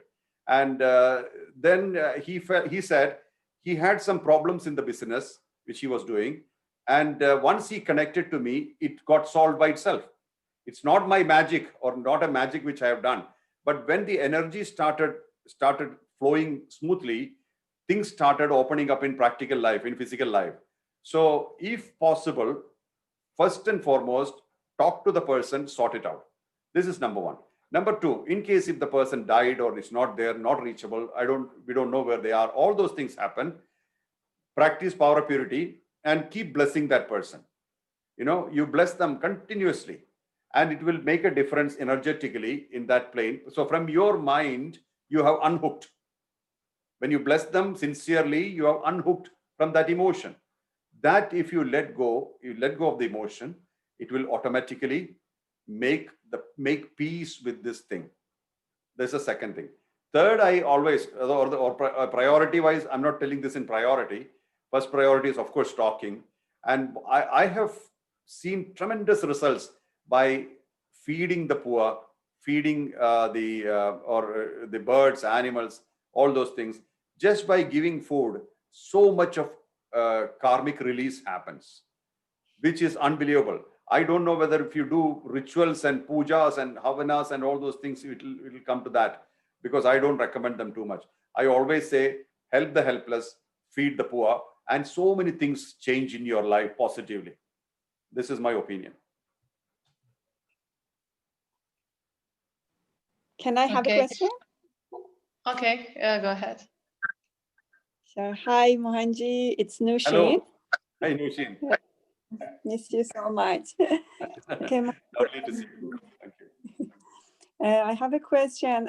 When it comes to material desires, I don't know if it's right thing to pray for them to happen or no, just to let them go. For example, to have a bigger house, to have children, things like that, because it makes it like to stick there if you pray for them. And if you don't, and if they don't get fulfilled, I'm afraid they can be a karma, and so I don't want to come back for that.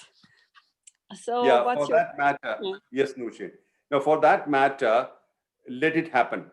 You know, you don't worry about it. See, if a thought is happening in your mind, there is a desire behind it.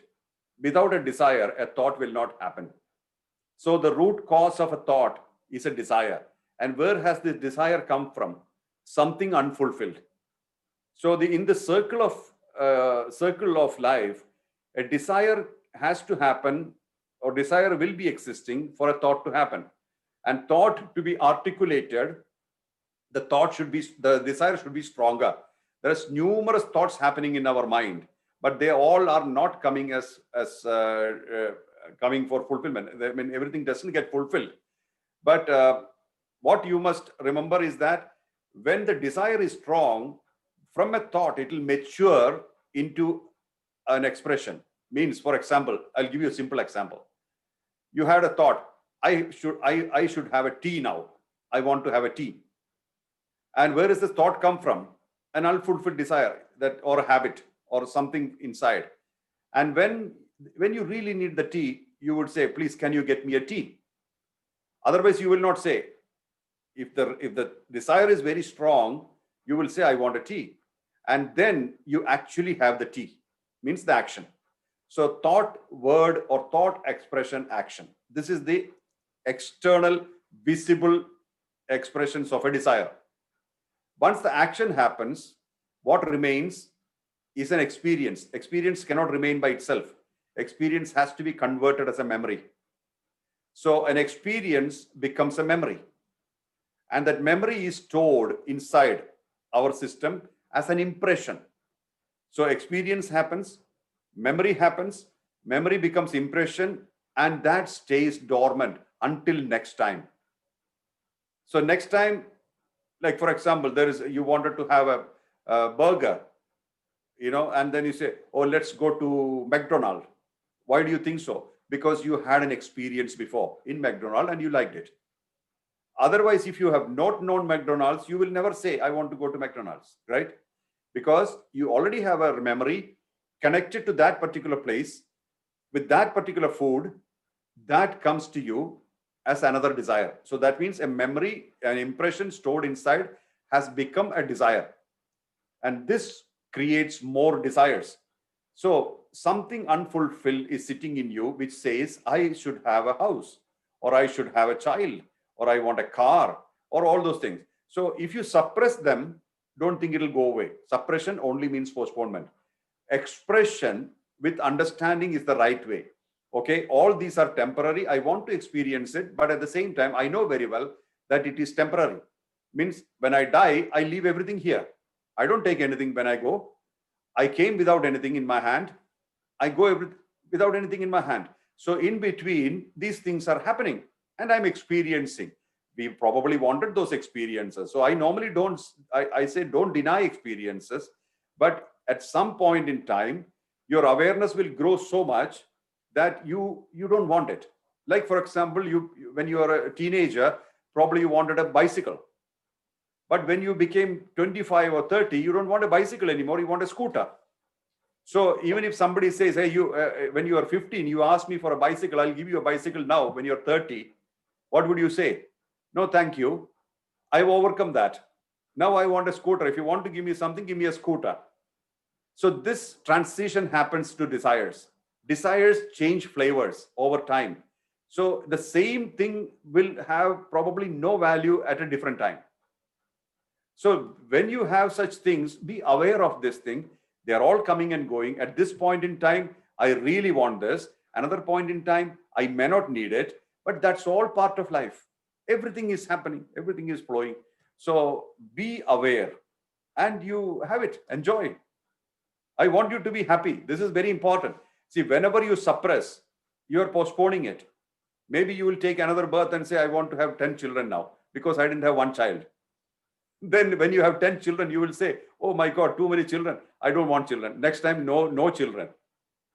And then that time you are praying, oh, please give me children. The next life will be 15 children. No, this is how it works, right? See, you can't, if you can't express something at that point in time, it multiplies or it becomes a deep desire. And then it comes back as with interest, a compound interest. Bankers will know this, all sorts of things. So better to experience at every point in time and leave it so that it's done and you're happy. Life is a continuous flow. If you have a strong desire, fulfill it, let it go. And when you experience that, like I'm telling, oh, I must have a tea. When you're having the tea, ensure your mind is present. That means you are fully aware of that experience so that it doesn't give that impact for repetition or incentive for repetition. Means you experienced it, you're happy, you don't really want another one. So, but if you are drinking tea at the same time you're watching the football match, so you forgot you drank the tea, then you will want another one. If somebody asks you, did you have tea? Oh, I'm not too sure, because your mind was elsewhere. So while you're doing something, let you be fully there so that it's done. You experienced it. At every point in time, if you are in the present and you experience it fully, there is a lesser chance for repetition. This is good. You got the point? Thank you. Yeah, perfect. Enjoy Thank life. you. So Don't worry about people around you. I have a question. Yes, Daniela. Yes, Daniela. Okay. I have a question, Father, for you. Since I was kid, when I was young, actually everyone had expectation from me. And I actually, from my childhood, everything what I was doing, it was that I don't disappoint someone. And in one moment, I catch myself that I live the life of some other people around me and try to not disappoint them. And as a result of everything, actually came that in one moment I was hurt and the people was mad on me or that I did something wrong. And after that program, Freedom Through Forgiveness, the first thing I learned not to be attached on anything. Then that I have to let it go, that everything was like experience and that it has to be. And my question is actually, is that all that what was happened to me from the childhood have connection with karma or what something else? I don't understand that part, or I did something wrong. Yep. Daniela, first of all, you have not grown old. You're still a kid, because you have memories of childhood. And you are carrying these memories as intently as it was at that time. So pretty much you are the same. So what has happened like 20 years ago, 25 years ago, 30 years ago, leave it at that point so that you will be free. Number one, you can't go back to that time and space and that people and that emotion now, because that's over. Now what you should do is to, if you really want to love yourself 100% and respect yourself, leave those things in the past. Let the things of past remain in past. That's the best gift you can give to yourself, because we are superior beings on this earth, right? We are refined intellect. We are refined beings. So we don't have to carry garbage with us. Garbage means things of the past. Secondly, expectations of other people, we have no control. Imagine somebody expects you to give them $1 million and you're in your pocket, you have only $100. Is the problem with you or with them? They are expecting too much from you. But you can only do within your karmic infrastructure, within the frame of karma, what you came here for. And people had a lot of expectations on me in my childhood. And my favorite hobby was to disappoint them. No, so I chose to be myself. I preferred to be myself. If people accept or reject, does it change anything? Nothing. Because if we don't accept ourselves and if we don't live our life, we can't help other people. Dude, the only investment I did in my life was to invest in myself, to find myself. When I found myself, I'm sharing myself with people and it gives value to their life. That's why thousands of people are coming to me. So all you have to do is to be Daniela Yaksik. Just be you. You know, don't worry about the past, which is finished. Don't worry about those people who are disappointed. It's their problem. Thirdly, you have transited from childhood, if you believe so. Otherwise, if you still exist in childhood, you will be carrying the burden. And when all these burden are on our shoulder, we can't move. We don't have a journey. And even relationships will be affected. See, who likes a very heavy person? Tell me. If somebody comes with a lot of garbage with them, do you think you will have good company? People will run away from you. They will say that, oh my God, another baggage is coming. You know, another mountain is coming. So you be light, you be bright, you be Daniela. This is your job. Your only job is to be you. You don't worry about people. People will love you or hate you. We can't control it. Some people say you are amazing, I love you. Some people say you're terrible, I hate you. This is the world. World can only accept or world can reject. In between accept and rejection, we have to live our life. And sometimes people say you're very good and tomorrow they say you're extremely bad. Sometimes they say you're extremely bad and tomorrow they say you're amazing, you're very good. So we don't have to buy anything. You know, we just watch the show. Good, bad, ugly, everything is us. No problem. You know, if people like us, they like us. If they don't like us, no problem. Like Osho had said very beautifully, if you believe in me, I have a problem. I have responsibility over you. I have to take care of you. If you don't believe in me, I'm happy because I'm free. I don't have any responsibility over you.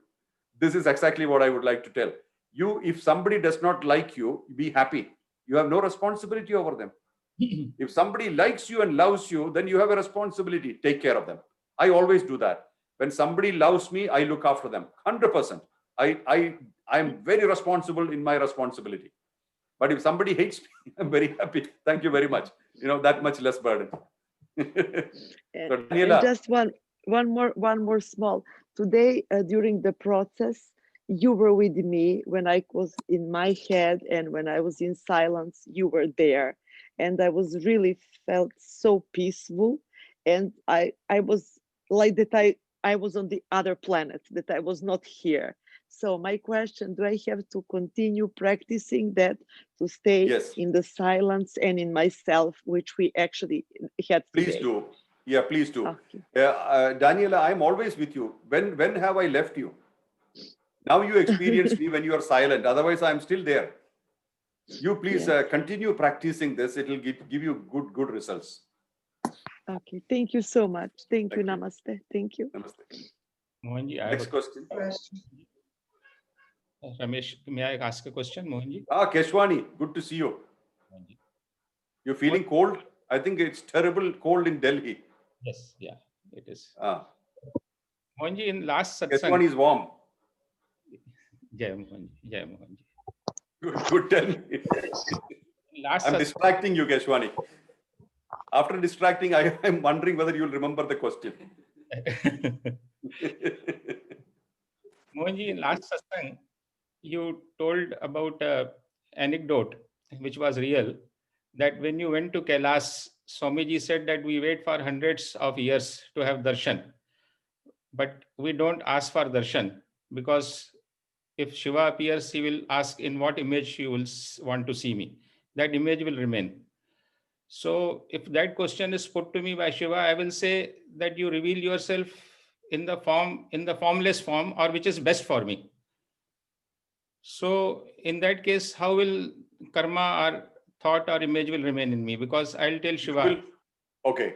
If you ask that question to Shiva and Shiva says, what form you want to see in me, or which form you want to see, and if you say your original form, that form will happen. Whatever is his original form will happen. But there are two possibilities there. One is you will not see him because you might not have got the eyes to see that way, just like Krishna revealed himself fully, and millions of people were in Kurukshetra, in the war field. Nobody saw him. Nobody saw him except Arjuna. So Shiva has to give you the sight to see him. See, you do not understand me unless I reveal myself and I give you eyes to see me. Otherwise, you will only see one image, and you think that's me. This is the truth of existence. For you to see me fully who I am, it takes time and deep connectivity over time, connection, continuous, consistent connection to a level where Hanumanji was not seeing anything but Ram. You know, wherever he looked, he was seeing Ram. And whenever he did not see Ram, he rejected that thing. That level of connection, a consistent connection, no distortion. This is very rare today. It's very rare today. We connect only for something, some purpose. And that's not connection. That's a transaction. So Shiva appears to you. Imagine Shiva appears to you in his form, which is pure brightness, brighter than a million suns. And if you don't have eyes to see it, Shiva said, I came to you, you didn't see me. Correct? And second thing is that, imagine you saw him and you maintain the separation of the you and the Shiva. Means there is a separation of you and him. Otherwise, you won't see, right?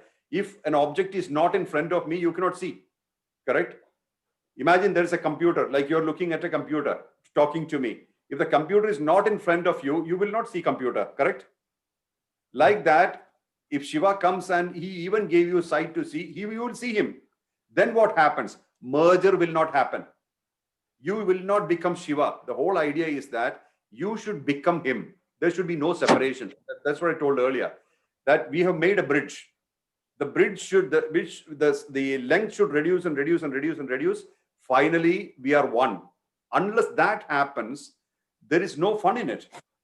So what that man without the body told me, means he's a great master. He was existing there without his physical form. What he told me was that we wait here thousands of years to have the darshan of Shiva. Why? But we don't ask for it. Because if you ask, Shiva will answer which form you want me. If they say, I want the form, your actual form, which is brighter than a million suns, we may not be able to see unless he gives us eyes to see. Even if we see, merger may not happen. All these permutation combinations are possible. We don't want to take chances here. So Shiva appears, all we are doing is we are nullifying ourselves. We are deleting ourselves, deleting, even to the level where our existence itself gets deleted, even in a non-physical form. Then Shiva happens and we become one. You got to reach a level of subtlety to become Shiva. It is not in a gross level. Gross level, what you can see are objects. And even the thought that we want to see is in the mental level. We don't have a mind to think in that level. You got me, Keshwani? So that is why nothing is asked. When there is a question, there is a mind. Otherwise, there is no question. When you are one with the Supreme Consciousness, what is there to ask? So we are aware that there is Supreme Consciousness, but we don't know what it is. It is unknowable. We cannot know it. We only have to be it. So to be it, we need extreme patience. We have to have patience and concentration, patience. That is why Babaji said, before you start meditating, learn concentration. Learn to concentrate, he said. Concentration is very important, like a lens against the sun.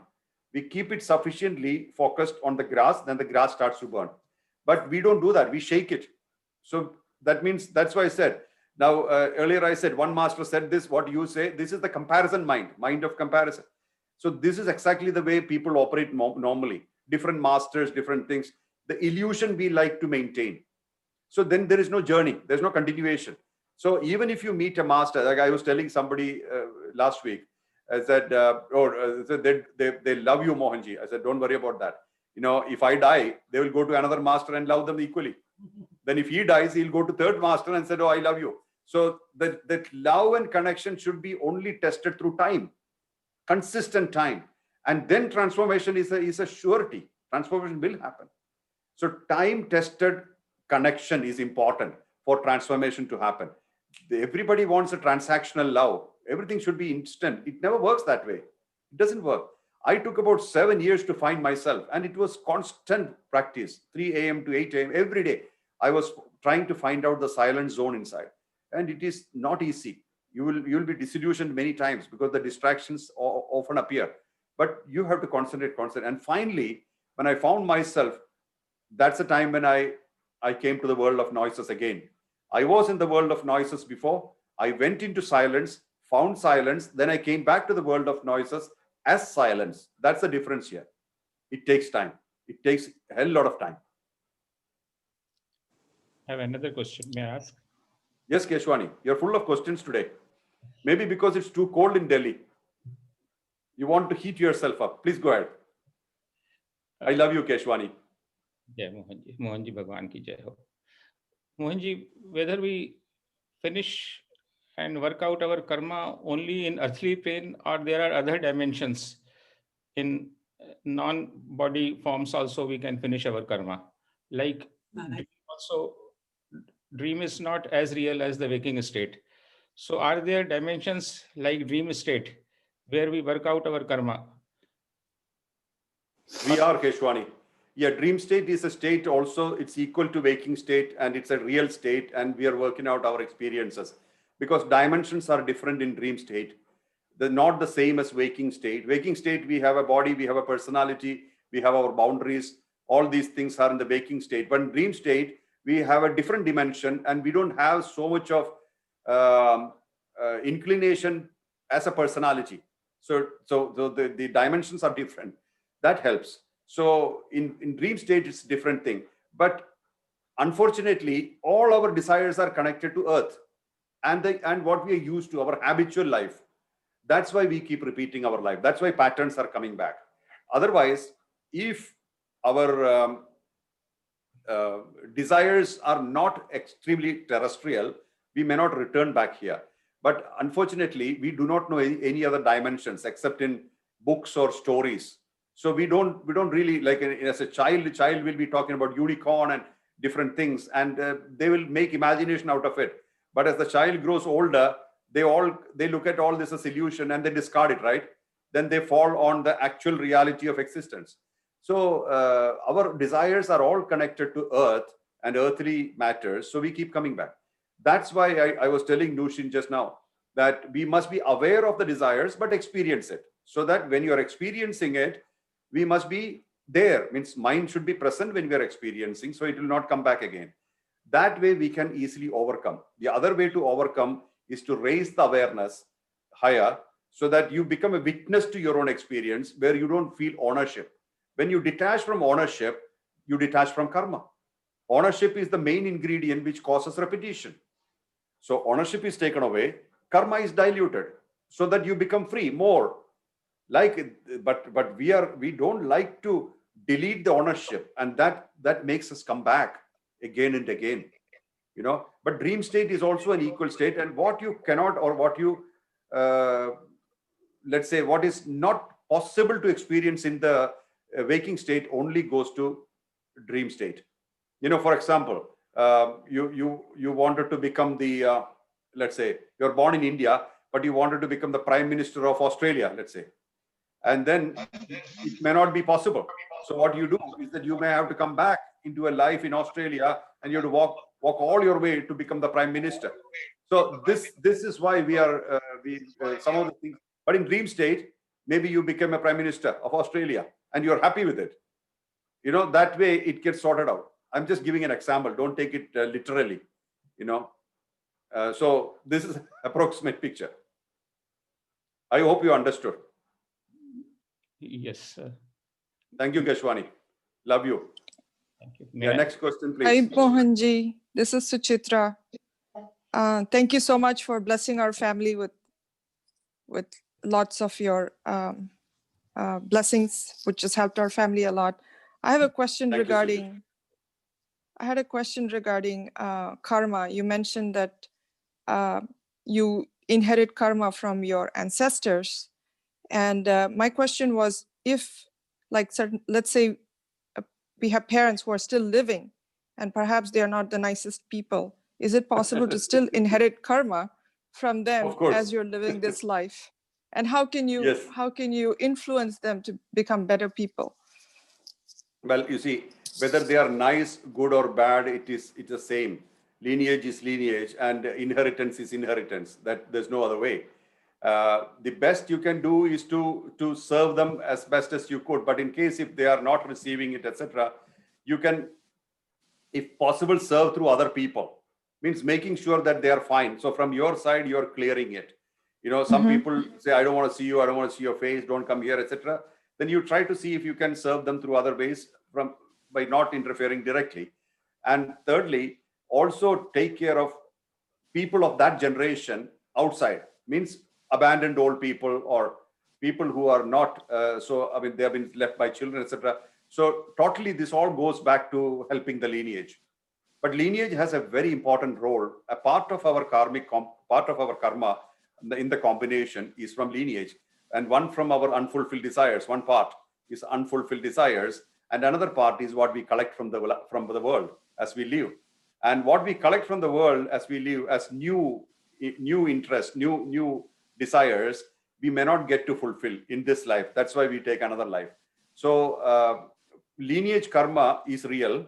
And to conclude this, in case if you can't help them directly because of whatever reasons, you can help them through others and also help people of similar nature elsewhere. Thank you, Mohanji. Thank you, Tujitra. All the best. Very nice to see you today. Nice to see you too. Thank you. Okay, I just want to pose one question. There was a mother of a child with autism. She said, I have a son with autism and see many such children in recent years. Mohanji, what is the reason for that? I think why are there so many children with autism? Yeah, I think it's mostly connected to vaccination. That's what I came to know.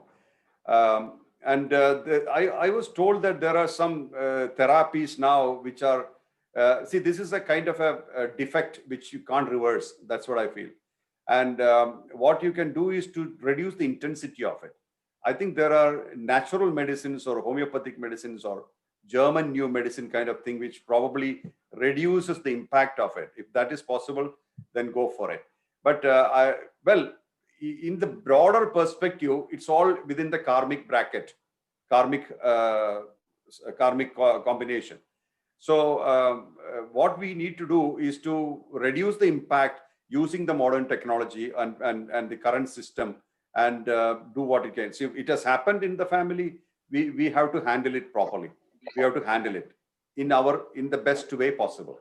So the best ways. I'm not technically qualified to talk about a remedy, but I feel that some people told me there are possibilities of reducing the burden of it or the weight of it, which itself is great. But this defect cannot be reversed. That's what I was told. But I don't know. Probably you can. Everything is possible. Things are changing. And if you have a deep intention, like recently I saw somebody send me a video clipping where an autistic child sang a song on the stage and won a good participation prize or something. And she did very well. You can't say that, you can't tell that she's autistic. So I think there are some things going on which is probably making a person self-sufficient in that way. If that child can handle himself or herself, that itself is a big deal. And maybe the time will bring that kind of a system. I hope so. I think we have only 5 more minutes, I think. We'll be very quick with a burning question. What burns you most? Okay, one burning question and conclusion. Mohanji. Yeah. Keshwani, you asked so many questions. Please allow somebody else as well. Is there anything burning? Otherwise, I'll ask Keshwani to talk. This is Neela. Can I? Yes. My question. This is Neelu. A practical question. Can we have your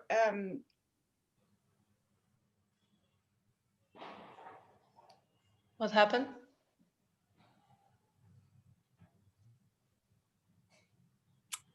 Okay. Okay. Yes, please.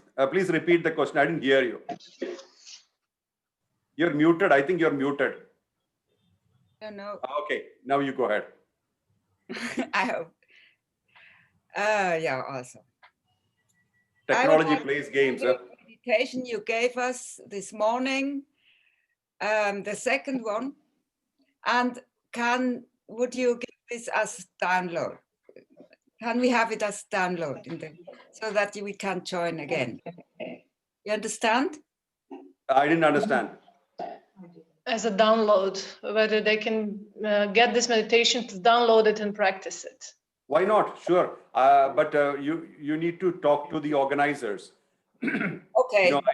You can talk to the organizers. They'll help you. Yeah. And second question for this is it necessary to do this breathing before? Well, that I use to bring everybody's energy in the same line so that I can deliver this. When you're practicing alone, you don't have to do it. But if you do this and if you feel better, you can continue. If you don't need to do it, it's not compulsory. But here, because people are from different countries, different locations, I wanted to bring everybody to one energy field so that I can deliver this. So that's why I asked to practice this. So which worked, which helped, so that it really worked on you. But when you practice it practice it individually as yourself, you check if it is needed. If you need it, you do it. If it is not needed, you don't have to do it. Not compulsory. Yeah. Okay. Thank you. And thank you for everything these days and the present. Thank you. Thank you. I appreciate your participation. Mohanji, Pranam, this is Neelu. Hello. Yes, Neelu. I don't have any questions, but I wanted to thank you from eternal gratitude for all the things you have been doing for me, for allowing me to participate in this retreat, my first one in this life. Beautiful. Thank you for And Neelu, you are doing a great job with Sweden, and you are doing a lot of work spreading our teachings in Sweden and other different countries, I think. And you're making videos. They're wonderful. So I really appreciate what you're doing, and it's remarkable. Keep doing. all your grace. Thank you. I don't want to steal the thunder. You keep the thunder. No, I really appreciate what you do. Thank you so much. Okay, I feel we need to wrap up because it's been a very long 2-hour satsang. I hope this was useful to you. I think probably some of the things which I told was not so clear, because within these boundaries, this is the best we can do, but we can still talk. And I don't mind explaining at another occasion, and we can probably arrange something like that at a different time, whenever you are available, and we can join together and we can talk further. So right now, whatever percentage you could understand or you could perceive, please work on it. I would say call it contemplation, not a meditation. Contemplate on it. Think about it. Write down and think about it. And if you don't write down, you may miss many of it. So please take a piece of paper or a book and start writing down what you understood. And if corrections are required, our people are there, acharyas are there to help you. If they don't understand, I'll answer. I'll help. So I'm there with you. I'm with you. So don't worry at all that you are abandoned or you're separated. We are all together. We are one family.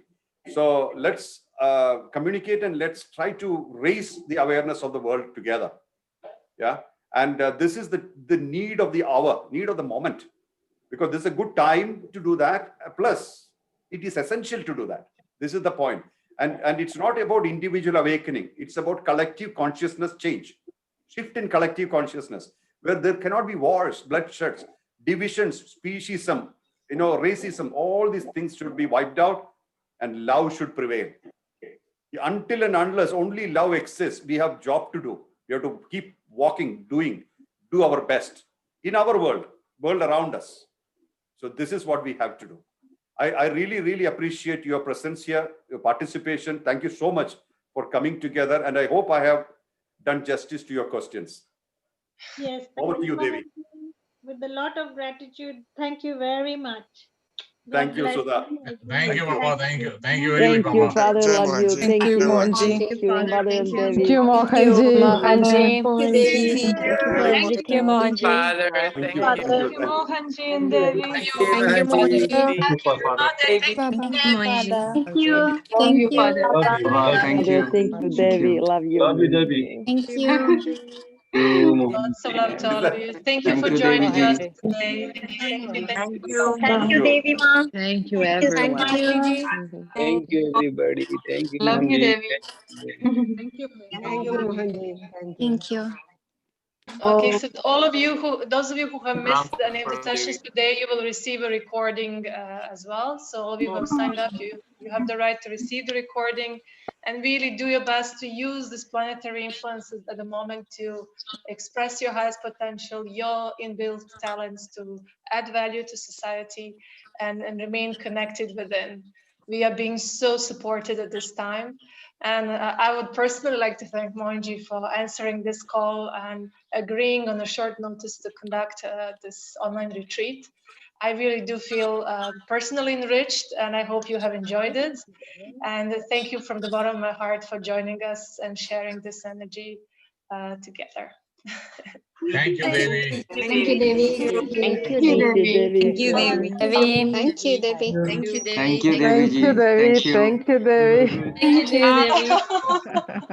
Lots of love, lots of love. Thank you very much. Thank you. Thank you, Mohanji. Oh God, star to know Bhavantu. Oh God, Maybe we can speak to Swami.